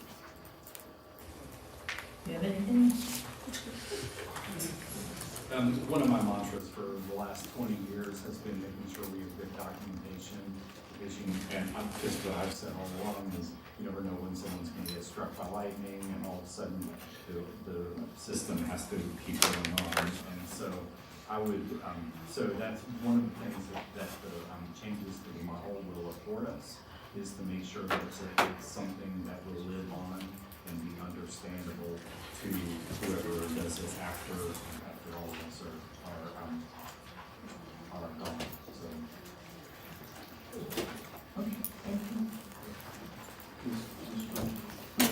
So based on our current model, would there be, would you have any recommendations of any specific information that the board would need to receive to help us better understand and to more accurately see what's really going on with the funding and the different accounts and all of that? There are a few very near-term things that can be done to improve the current model, like around non-personnel spending, and asking to see the analysis about why the assumption is that that will change each year.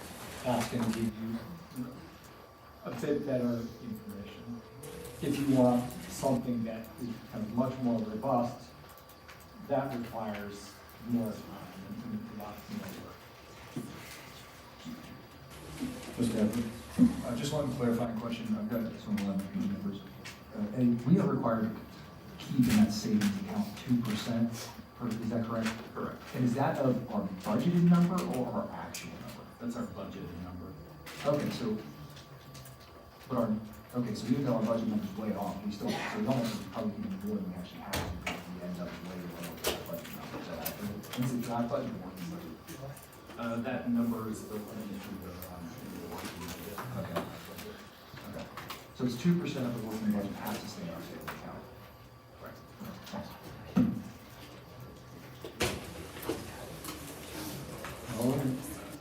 What happens if we spend down the entirety of the fund balance? I don't know, because I won't be here. You won't be here.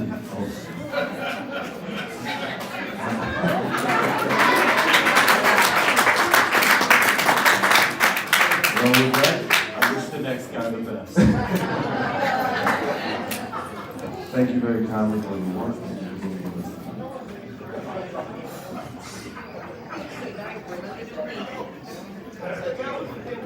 All right, Dr. Yearwood, is there a motion to receive the report from Alvarez and Marshall on the independent forecast investigation?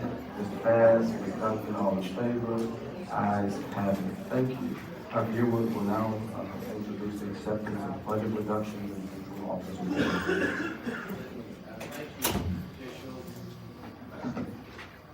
The budget, this budget presentation actually lays out the groundwork for long-term success of public schools. Without a clear and responsible path to cost containment, JCPS risks losing the ability to focus on what matters most, student success. So this challenge is not simply about closing a short-term gap, it's about ensuring that academic achievement, student support, and opportunity remain at the center of everything we do this year and for years to come. So these decisions do not come quickly, and they were not made lightly. Multiple meetings, many days of meetings upon meeting upon meeting. So since understanding the full scope of the deficit, this district has labored carefully and deliberately to understand the true impact on every option before us. And we've spent this time weighing consequences, testing assumptions, and measuring, making sure that we measure each decision against our responsibility to students and the long-term health of JCPS. So again, the budget reflects that sustained work. It is a result of thoughtful analysis, hard conversations, very hard conversations, and a clear-eyed assessment of our financial reality. It does not redefine what success means for students. Instead, we're really looking to make sure that we protect that success by aligning resources that can be responsibly sustained. So as we look at our budget, causes, we see a financial crisis in the making. We talked about ESSA funds, we talked about expenditures, and these were good things. These were not bad things. These were things that, again, the district needed, and so the expenditures were definitely in line. We looked at our police department growing, we did weapons detection systems, and so on, added to long-term operational expenses. And then we did some investing, one-to-one technology, audio enhancements, campus upgrades, and on and on. You know, stipend, additional funds, bus drivers, and things like that. Good things. So as we went through this process, we had to make sure that we were looking at this with some common lens, and we had as our guiding principles these 5 areas. We want to make sure that students were thriving. We want to make sure that, again, the decisions we made would allow us more sustainability as far as our finances. We wanted to look at equity, making sure that we're addressing student needs, transparency, and shared responsibility. So this is where we landed. Right now, we landed at about, we had 142 million in reductions, and the breakdown of each area is there. $44 million in central office staff, approximately 300 central office positions eliminated, 5 million in facilities, and so on, all the way down to $41 million in supplemental programs. The variable there is at $30 million because these are potential, because these have to be negotiated with our union, and we have to have, you know, other commissions from the board for certain things. So again, this is amount that's again potential that we have to put forth. And this 142 has a $10 million contingency because of these negotiations. We're not going to where it goes. Next slide. We asked each chief to cut 50% of their budget, 50% of their staff budget, and 30% of their operational budget. And this is where we landed. Right? 50% of staff, 30% of operational. Every division went through. The only caveat, there were some divisions that could not get to 50 because that would then destroy the fidelity of their departments, but they got fairly close, and they, you know, we worked through that process together. So programmatic cuts. These cuts, again, were ones that we were very meticulous about. For example, we see the new index that looks at our equity funds. That was only, that's 36 million. We cut that in half to 18 million. Career, high school career programs. There's state funding now that was able to fill in the gap, so they don't need as much funding.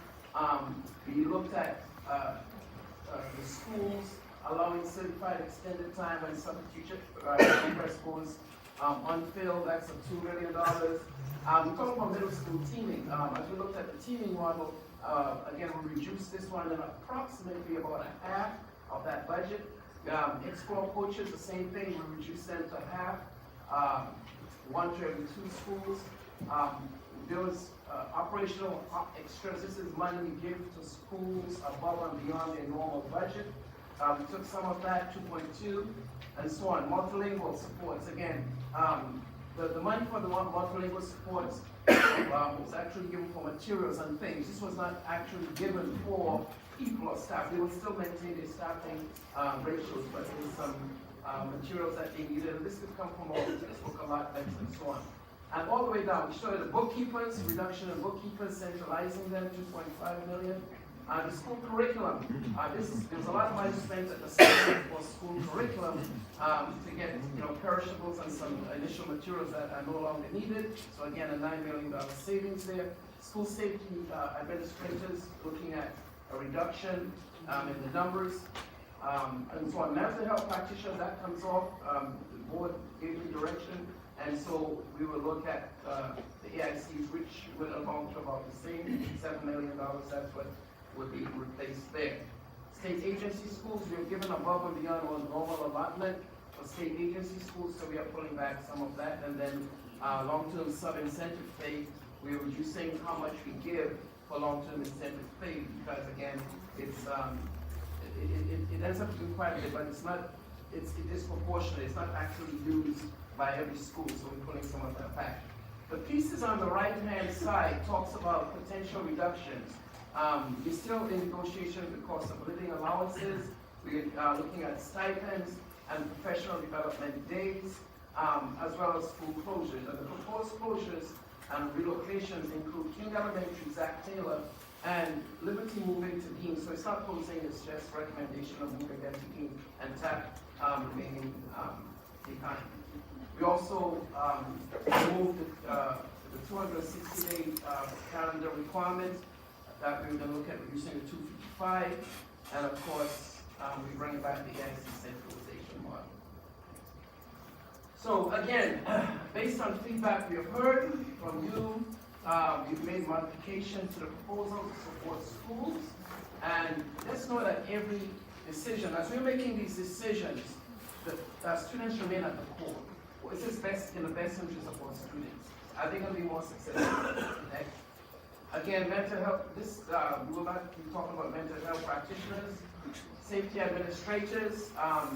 Again, the key here is that looking at reductions and the caseloads will be dropping where we have safety administrators addressing 4 to 5 schools instead of looking at all elementary schools. And that will be supplementary as our next. Centralized bookkeeping, the emphasis here is no operational delays. As this new structure is in place, it readies to maintain full flexibility and improve what you call efficiencies. Make sure things are happening faster for ordering, purchasing, and the use of funds there. So again, more reliable support as we centralize all of these positions. Next slide. So let's talk about the schools. We're looking at King and Zachary Taylor with Liberty relocating to Dean. We want to talk through that. So as we look at these schools, we wanted to talk about a transition plan. One is making sure that there was some school choice for both schools. Initially we talked about King going to Marpin, but now we've opened that up, and we see that the students from King will have opportunities to apply at Magnets, but then they can look at some close to home schools and as well as far away schools. So again, it's no longer just going to be just one school. PC supports. That is something that we're definitely paying attention to and we'll be coordinating with the relevant offices. Monitoring.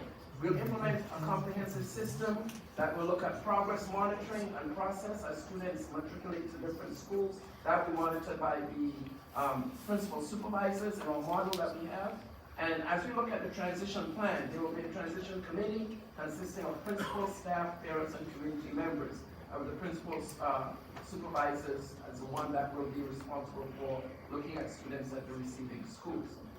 As we look at Zach Taylor, again, the families again will be prioritized and will have the opportunity to join sort of in-person virtual school choice supports, and we will also have opportunities to apply at Magnets. Not guaranteed, they will have to go through the application, but then as we look at their schools as well, they will also have opportunities to go to schools in the ballot zone. So both schools will have, again, choices, and they both will have transition teams, the principals, teachers, staff, and as they matriculate into the schools, they will have the principal supervisor will be responsible to making sure they're collecting the information to make sure students are making the necessary progress so that they can be successful. So, the problem is that we have an unsustainable system, right? We added 255 jobs at central offices for 2019, and the system we have is just not sustainable. The growth is not sustainable, and the audit warnings were raised, several times. The symptoms, as a result of this unsustainability, academics, we're taking a hit. Academic achievement just not improving. Resources spread too thin, and so on. Roles misaligned. And then, of course, the solution was to make sure we rely on people, make sure that we reduce layers of bureaucracy, and that we're able to actually interact with schools to be able to give schools what they need to be successful. So instead of having 2 and 3 people, making sure we're streamlining it to have one person, one go-to person that would be supporting more schools and thereby improving successful student outcomes. Next slide. So this is our cuts that we're making at the cabinet level, the central office level. In the past, we had 13 chiefs. We're now reducing down to 8. Again, we have some executive officer positions that will be at a lower grade level that chiefs are going to be moving into as part of this overall reduction. This is the driver. This is what we want to see improved. Overall, in the school district, we see 35% of our students reading at proficient or distinguished levels, 30% in math. But as you look at the bar graph at the bottom, the blue is JCPS, the gray is Kentucky. And again, we must make the state averages our floor, not our ceiling, because we should be at the upper end or better than, again, the average school in our Commonwealth, and we will get there. So, what conditions do we need to pay attention to be able to get us to that level of academic excellence? Well, it first starts with stability. We must be stable and have a unified commitment to every student every year. But that stability part actually drives the rest of it. It allows us to make sure that we are addressing things like school safety, academic achievement, making sure that our level of financial accountability is there, because without finances, we're playing in the wind. We don't know what we can afford, how long we can sustain it, and we can't do that. We have to stabilize, and it first starts with our finances. So again, that's the budget cuts that we are recommending, and this time I'll turn it out. See if there are any questions. Thank you, Dr. Mueller. Mr. Battles? Thank you, Dr. Mueller. You answered the question I had. One in particular is, what are some guiding questions that you purposely asked to help develop these recommendations? So, as we looked at several, one, how is it going to affect our students? That's number one. Two, is this truly an equitable move? How will this affect schools directly in what they're doing? Can we truly improve that environment? Three, are we looking at the bureaucracy? In other words, what does communication look like? Do we have someone somewhere that would be able to provide that direct communication with our schools? So that's very, very important. And above all, ensuring that we are able to communicate with our parents more, we are more interactive with our parents' community, and then looking at what are programs. We have great magnet schools, we have great programs, the academies and so on, but what about our site school or neighborhood schools? Are they truly exciting schools? Are these schools where students really say, I look forward to coming there every day? So we're looking at making sure these schools are more innovative and more attractive and more motivational I appreciate that. And just kind of a follow-up, are you possibly looking at having a community support or grassroots organizations to continue the need for students with the reduction in staffing? We're always gonna be,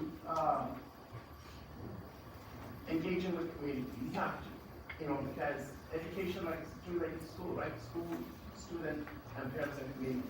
So yes, we have to find ways to encourage that engagement, but not just as a central. We need to encourage our schools also be engaging with their communities, because, schools are representative of the community that they reside in. And so there has to be an ongoing, I would always say looking at things like the PTOs, making sure that we're getting parents more and more involved in the school system. One big initiative, I'd love to see take off, is reading. We have a problem with reading, we saw the data. We need to engage as a community. It would be great to get the city of Louisville or Jefferson County back on track with a phenomenal citywide, reading program to where we're truly building on literacy and really understanding that data. So again, some of the things that I see contribute. I would be able to start getting to that because of the way we'll be working on it. I appreciate it. No further questions. Thank you, Mr. Bass. Ms. Duncan? Dr. Yearwood, we've heard that our principals are the ones that are held accountable for what schools do, what their improvement or achievement is. And we've heard that they would like to meet and delay this until they have some input on not the whole entire thing, but on the areas where they can make suggestions and have suggestions, because I know they have worked on it and they do have a spreadsheet really of things that they could talk about. And is there a way that we could allow that to happen and then have another go with this? Input from our principals are very important. We have to listen to the voices. And we did some of that, that's why the recommendations were originally made for the AICs, the change from the AICs to MHPs and things like that. That is a process that I think we need to honor and look forward to, but right now, we are in a crisis. This is urgent, and this is not something that we keep kicking the can down the road, finances. Not now, next month, next year, and that's why we're in the condition we're in right now. This is a crisis. I think that yes, we are going to engage. We are going to do this with our principals, but the urgency of this time, of where we are with this budget, we have to get something done. We can't wait. We have a budget that's due, that's coming up. And that's where the agency is. But yes, I do want to engage with the principals, want to be able to hear them. Absolutely. No, I just think I'm very concerned about the schools that do not have the funding to, and I can see the inequity coming in there, and they do not have the funding to hold on to the AIC, and they know how critical that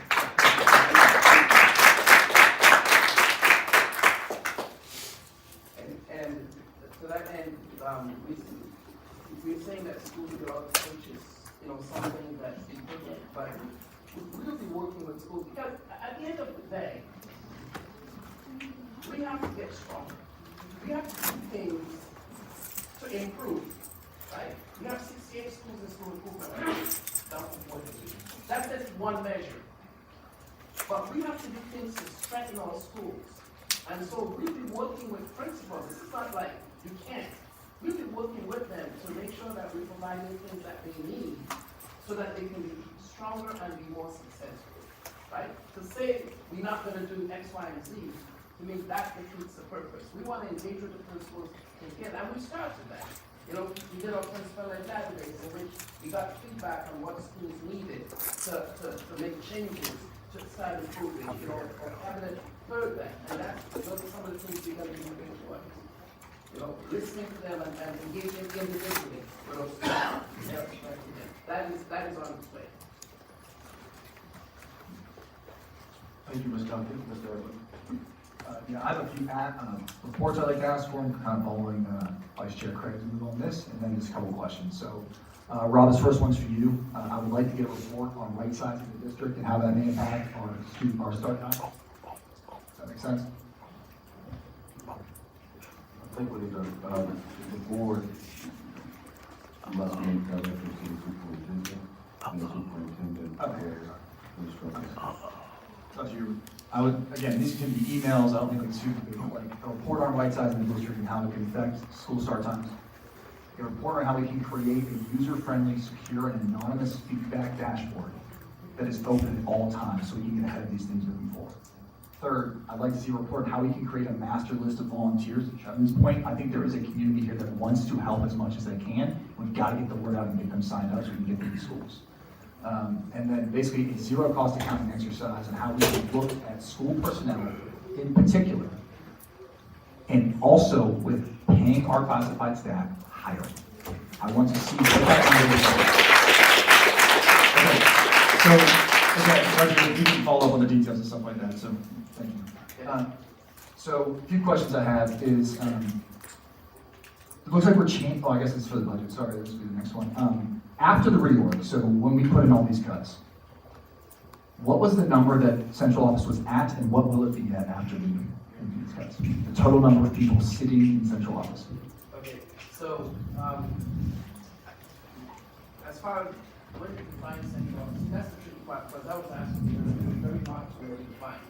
All I can say is, the cuts that are related to the central office in numbers, about 300.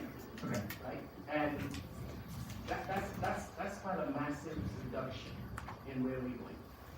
And we will get that information to you all, in short, and we're working on that right now, but there are all sorts of complications, but we will get all that information well ahead of time, and February, we can bring it back in February, so we should have that, in quick time. But we have to be very deliberate, work with our legal team, work making sure that we're cuts and things like that, actually sound. Sure. But we want to share that, we will share that information with you. Just to be clear, if you don't know, just if everyone's questions you know, that's fine. Of the 300, are we including what was the MHPs, now is the AICs? Is that so it's 300 plus the articles? Yes. Okay. And the safety administrators are also not, like, it's like central office, just using Van Hoose is 300, and then it's safety administrators and AICs now is correct. And when I say their positions, because not only is just Van Hoose, it's Tokyo, there's some other buildings. Yes, sorry, yeah, just. As you look at what is outside of the state. That's what I'm asking. Yeah, that's fair. Yeah, okay.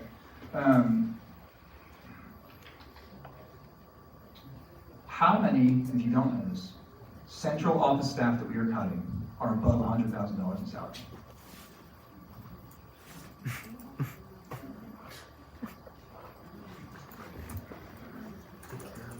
I don't want to give you a number right now because that's what we're working on. Okay. But there's a massive reduction. Yeah. We've eliminated an entire layer, bureaucratic layer, that everyone in that layer was making about $100,000 or about 40 something. Okay. In that area. So again, just give me some time and I'll get that. Yeah, totally fair. Totally fair. How many right now outside of schools certified staff do we have that are just not like teachers or counselors in the school? I don't have that number. I'm gonna get that. But can you repeat that question? Yeah, just basically like how many people that have a teaching degree are not in the school? Like how many are doing something other than a counselor, teacher, principal, things that are in the school? Yeah. Any guys that can get.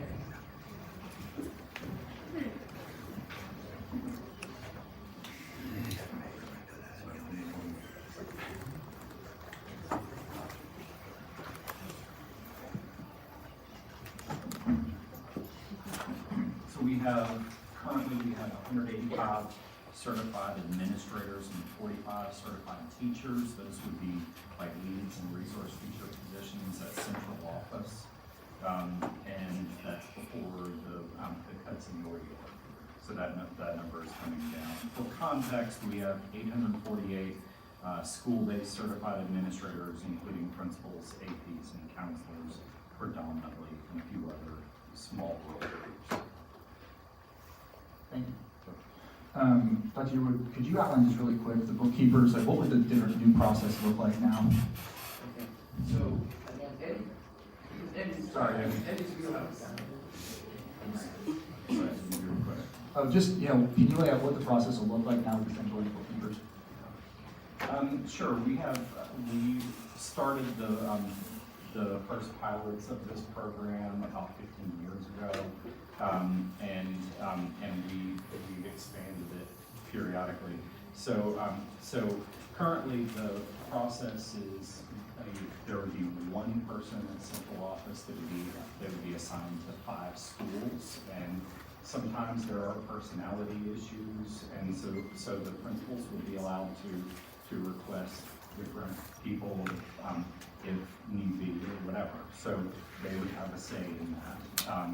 But there would be both on-site bookkeeping or ordering and receiving, working with the staff on-site for part of the week, and remote work for other parts of the week.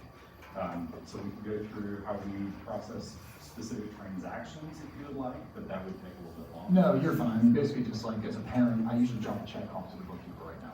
Moving forward, it would be like online, or I would possibly just jump a check off. Is that accurate? To the extent we can, we've tried to encourage people to pay online. Cool. They can do it from home at night rather than having to. I remember the days when I was a little kid and mom would actually put a safety pin, and I would have to check hanging off my shirt. We don't want that anymore. So that's an option, but we will always have the availability of people paying in cash, people paying in checks, and things like that, because some people still pay that way. Awesome, thank you. Dr. Yearwood, for the AICs, the school does purchase one, and they are centralized. Would that basically mean the principal purchases it, but they would be managed by someone at the district level? Is that accurate? No, if the principal purchases, and it went with them, it would get EIC line position, they will control that. Okay. But the EICs and the other ones, that's the ones that we do. Okay. And then it goes back to the thing, we don't have like a just easy to see Excel doc of the reductions in central office where we're going with that. Yes, that you'll see all the reductions, I want to end saying that I know this has been an impossible task. And I think we're taking the lines. It is absolutely something we needed. We were never going to do it without not a chance, right? I think the one thing that everyone does agree with, though, is central office needs to show us that they were doing this correctly. And I don't know where I'm going to vote yet, but if I vote yes, I'm definitely saying that when we come and see the details of that cut, they're not deep enough. I think that will change. So thank you for what you do. I want to echo what you just said. I agree with all that, and it is really hard, I know, and I love your vision of education and what the school should be like, and I still love that. I have just I'm having trouble squaring some of this with that vision, so it's the response to deficit that I'm having trouble. I question the 50% from each chief idea, since what has happened, it has become known to me now, learning all this stuff and then dealing with this deficit, that over the last 8 years, central office has grown massively, disproportionately to everything else. So the cuts should not be 50%. The cuts need to be central office.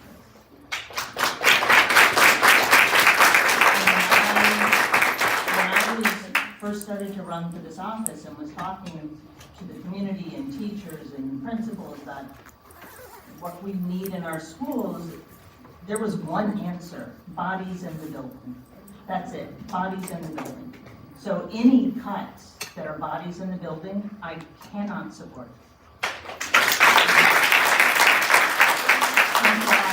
Where it needs to go, and that information as to where that's happening, how that is happening, so far I'm not being told. So far I don't know.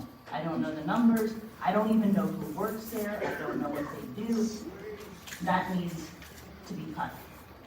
So that, I can't vote yes on this where it's cutting bodies from the building.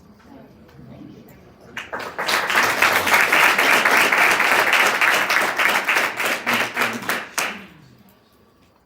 Yeah, let me echo what they have said, that you have taken on something that I am quite frankly embarrassed that you have to deal with this, because the reason I voted for you was your ability to turn districts around academically.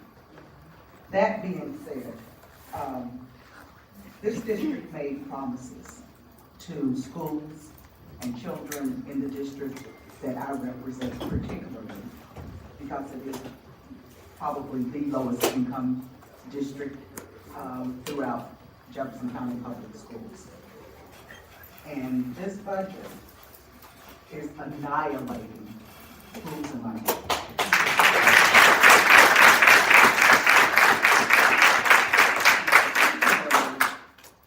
When you talk about closing King Elementary, not only is there a food desert in that area, now we're getting ready to create a school desert, because there will be no elementary school in the Shawnee area. And when I look at these numbers, I cannot justify Zachary Taylor and King biting the bullet, especially King, when we're talking about $500,000 if it's sold, and $2.8 million in reductions, and then Zachary Taylor, we're saying is in staffing services an estimated $1.1 million, and that's how we're trying to get to $5 million in all of this for some of the most vulnerable kids in our and when you look at King Elementary School, right now King is at about 70% and Maupin is at about 53%. So why King and not another school like, well, Maupin? And then you're gonna have an overpopulated school if you send those kids directly to Maupin. Thank you for adding the choices, but I wanted concessions. I wanted those kids from King, I want those children from King to not have to jump through the hoops that everybody else has to jump through, because we're taking away their school. And so for them to have the opportunity to go to a Carter, to go to a Foster, to go to a Brown, to a Brandeis, to a Coleridge Taylor, they should not have to go through all the hoops and then to be told they could also apply to their faraway schools, which are Valley, Fairdale, Doss. I can't accept that. And when you talk about King being a higher need school, that's what we said we were going to do with the choice zone, that we were going to put additional resources in those schools because they have been neglected for so long. And then when you talk about the cost of the building, I wonder why the cost of the building is so expensive. Is it because of delayed and deferred repairs? Just how did we get there? And then, again, now we're gonna have to incur costs to bus the kids from the King area to the Maupin area. How much does that impact your proposed savings? And it just is not equitable. And King does have a strong community partnership, and then consolidating King and Maupin dissolves all of that. So are we really looking and holding true to what we said we would do in the choice zone, where we said we wanted low class teacher to student ratios? King has in fact improved their KSA scores by double digits, which says what you're doing there is effective. The smaller class sizes is having an impact, and yet we're saying, let's close it. So I can't support that. King and James, I'll support Zachary Taylor. It just isn't making sense, because we are literally doing this on the backs of the most vulnerable people with the least amount of resources available to them.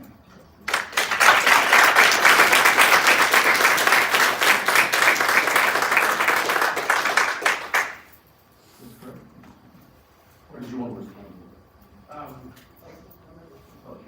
do have a question. why are we sitting on this property, Van Hoose and all the surrounding buildings, when we know we're moving to the Young property, and we could sell this property and use the funds to help with this crisis? That's an excellent question. This property is worth somewhere in the neighborhood of $16 to $20 million. We have to rebuild Goldsmith Elementary because it is on the Seneca property right now. The floodplain has shifted there and we can't rebuild it on Seneca. So this land being close to Goldsmith makes the most sense to rebuild Goldsmith Elementary, which is also an end-of-life building. Otherwise, we find another plot of land in this end of town, buy that plot of land, and then construct the school when we already have the land here. Which I understand you saying that. When are we rebuilding Goldsmith? Goldsmith, currently on the DFP, is slated to be rebuilt once Seneca is completed, which should be in 2.5 years. 2.5 years. So, are you saying you're saying we could buy land, sell this for like up to $20 million? Would it cost us up to $20 million to buy land? Because there's no land lot in this area. So if we needed to buy additional land, we could, but you're just saying. So to buy comparable land, because like our realtors and our property management office, nobody wants this building. This building is terrible, and nobody wants the land. The land is valuable. We'll spend almost the same to buy land to replace the 14.5 acres that we have here. Okay.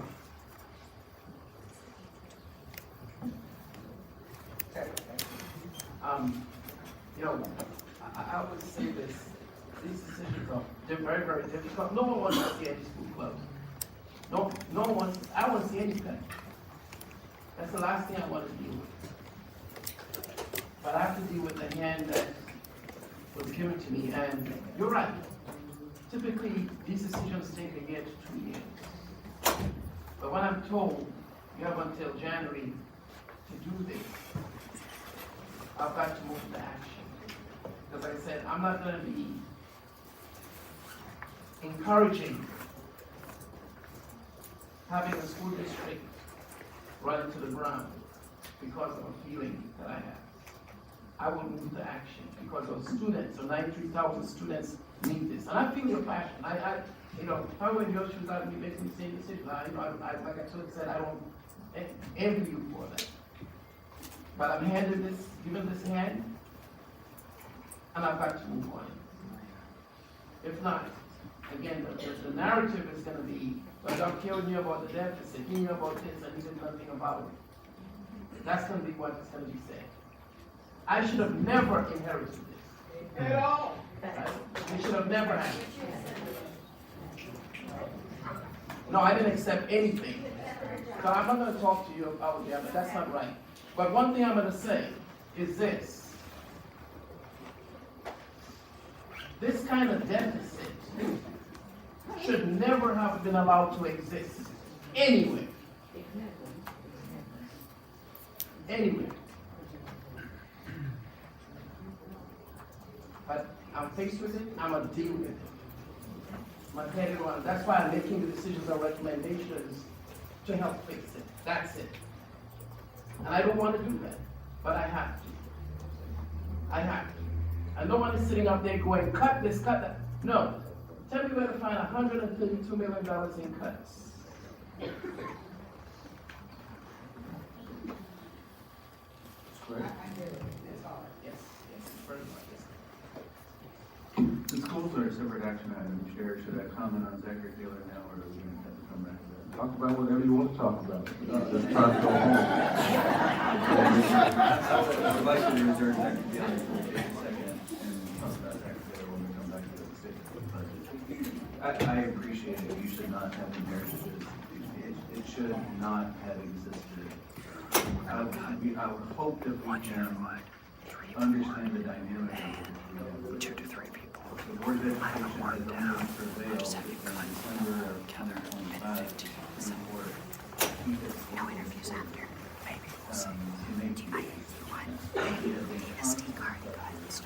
refer to leadership over and over and over again, and then we raise questions and we try to tweak at the edges, that add programs that we think are equitable, or to raise questions about spending on organizational charts.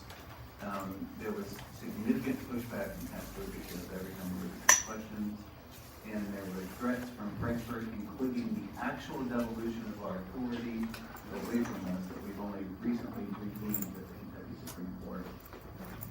The tug of war between that seat and these seven has been real for the last couple of years, and I hope that we can acknowledge that past reality as we tackle these future decisions. I hope then recognizing that tug of war is going to take offense when the board's test in mental health, and recognizing the reality of that history, knowing that history, and tackling it as we move forward with the integrity that these decisions deserve. It will not be personally, don't give personal offense to these questions as they come up. We'll tackle them. I also want to make this point, and I hope I'm not belaboring it. I've said it before here, but I want to back to page 16. Our academic achievement using our test scores as the justification for budget cuts, an acknowledgement that an argument that the investment that we have made is not yielding the results that we should demand. I don't necessarily disagree, but we have to reframe the history. Make sure that we not reframe the history. Make sure that we understand the history and reframe the current conversation in light of it. This has not been a board of education in the 7 years that I've been here that has instructed the superintendent to hit 50% on the state assessment and efficiency, and then you get the gold star. We have looked at graduation rates. We have built up the academies of Louisville to the national model. We have looked at the social emotional learning of the children, of the child in total. We operated under a 2015 strategic plan that was focused on the portrait of a graduate as a model that became the backpack and has been essentially the guiding principles for how we do decisions. It has not been stated assessment data. And so holding schools accountable to them when we're making budget decisions is really difficult in this moment. Now, that may change. It absolutely may change. It is clear that the Board of Education, when we were hired, saw in you a change agent, and the conversation has shifted dramatically. But framing the conversation in this way raises a red flag in my brain. It makes me draw the conversation back to our need for a strategic plan and for us to get on the same page with respect to how this data on page 16 is going to be used to assess you in the summer, to make future budget decisions and policy decisions going forward. I guess that doesn't necessarily need a response, but if you have one right now, I'd welcome it. So, I'll say that the test scores are not the end all. In my general model, I look at growth of every student. I've always said this. A year to a year's time. That is very far more valuable than passing a test. The state says we've got to jump to the hoops, and we get these labels that label us red, blue, green, pink, or whatever it is. But we have to be able to show that we are going kids, and that's what I'm getting after. Not necessarily the outcomes, but the outcomes that we see here. We also have to pay attention to the data, but it's not the end goal. I want to know how many kids in this district are reading on level. I hear over and over again. Just yesterday I was at a function, a 6th grade English teacher. My kids are coming in the 6th grade week and the 3rd grade level. And I hear this repeatedly. Well, guess that has to end. That to me is unacceptable in the academic environment. We take steps to do that. So I'm just bringing this up because this is what this is a label the state is putting on us. Yeah. This is what they're putting out in public that describes JCPS. But we'll get there. But I'm focused on the growth of every child, not having to pass the test. That's the end result. What's on both of them? I hear you. Obviously, we want all of our children to be at grade level and all of them reading. And as we move forward and as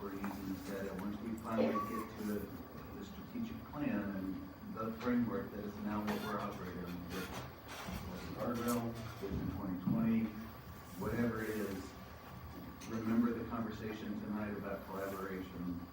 I hear the principals, I want you at the table, you should be at the table.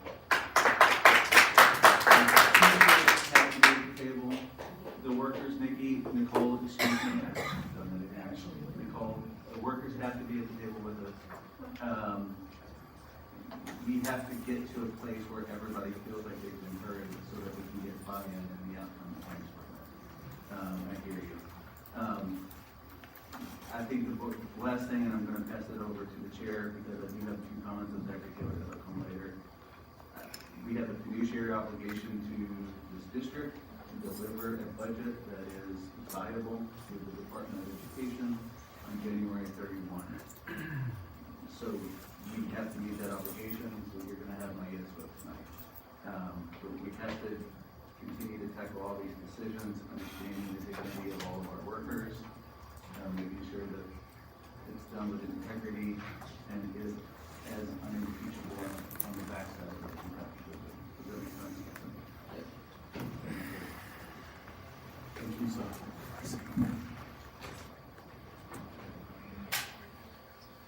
Is there a motion to receive the information regarding budget reductions in central office reorganization?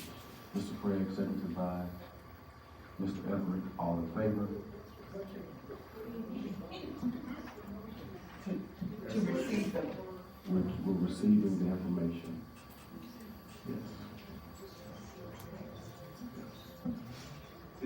As I understand it, Mr. Munns, remind us, the January budget vote, we don't approve the budget, we kind of receive it, it was reported out. Remember, friends, we're on our agenda under information items, so we're just receiving.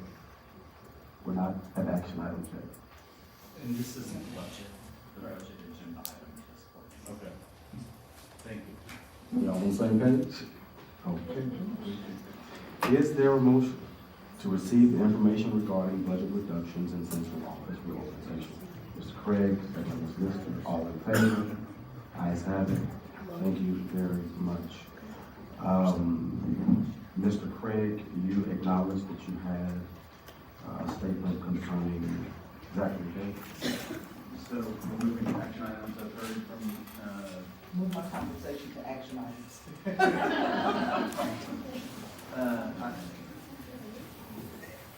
I don't want to vote to approve this. I feel like I am compelled to vote to approve this. The building is at less than 300 capacity. I asked the superintendent on January the 2nd, repeated it during our meeting on January the 5th. If it is to be closed, what is the plan for making sure that the most vulnerable kids in that building do not fall through the cracks? I have here now, finally, just after the last 4 days, a specific transition plan on page 13. We can now have somebody in the central office assuring that as we transition these kids to their next chapter, that they're not going to fall through the cracks. Accountability for each of them, the ability to enjoy I've written about this. The building is, it has fallen into a state of disrepair because of a lack of maintenance, because of bad decisions. It is under-enrolled because of student sound decisions, but weighing, a transition plan to be filled with kids in light of our fiduciary obligation to balance the budget and the crisis that we were in. Collectively, I have to vote for it. That's all. Anyone else have a statement or a question? All right, we're going to move Ms. Strange's commentary over to this action item, so there's no way out. She stands. Is there a motion to approve the closure of King Elementary School, closure of Zachary Taylor Elementary School, and the relocation of Liberty High School to the Kings building for the 2026-27 school year? Mr. Everett, seconded by Mr. Craig, all in favor? Ms. Duncan, Mr. Everett, Mr. Craig, Mr. Shaw, all opposed? Ms. Strange, Ms. Lister, all abstaining? Mr. Bass. All right, we have that for the record. All right, thank you. Is there a motion to approve the student enrollment projections for fiscal year 26-27? Ms. Duncan, seconds and by Mr. Bass. All in favor? Ayes have it. Thank you very kindly. Is there a motion to approve the school allocation standards for fiscal year 26 and 27? Mr. Craig, seconded by Ms. Duncan. All in favor? Ayes have it. We're down at the. Did you look at this list?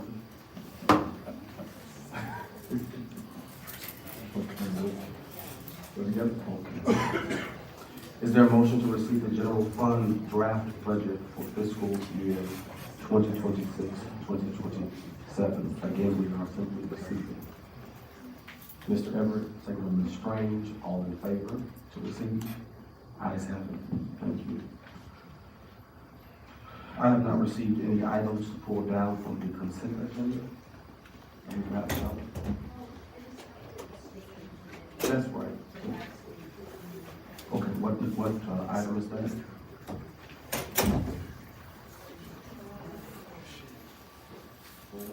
Will you state the reason why you're abstaining for the record? Alright, I'm on the board for stage 1, so I need to abstain from approving.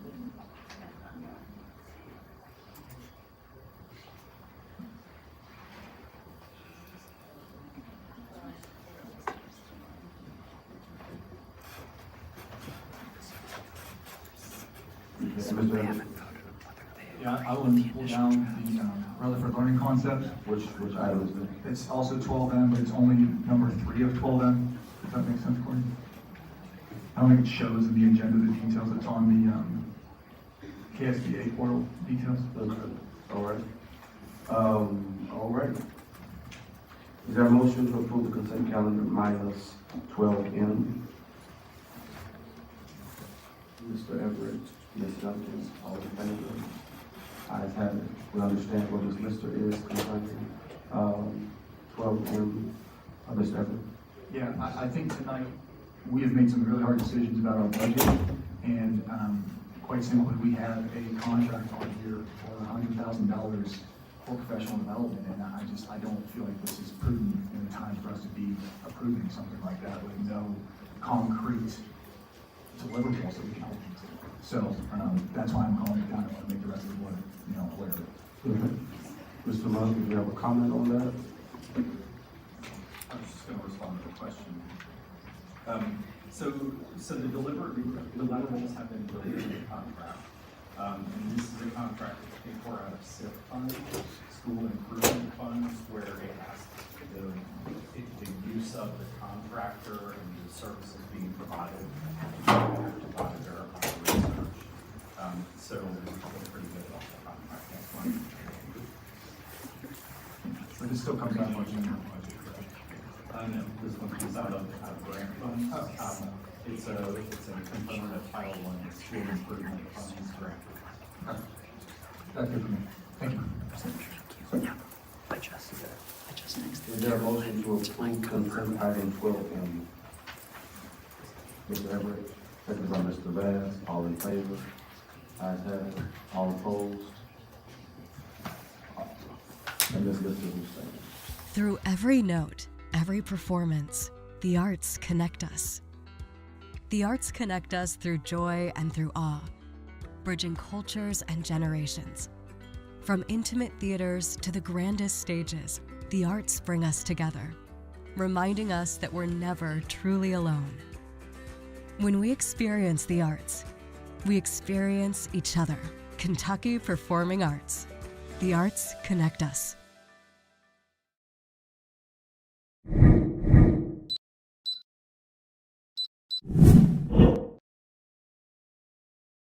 If you do nothing else. If you do nothing else. If you do nothing else. If you do nothing else. If you do nothing else. If you do nothing else. If you do nothing else.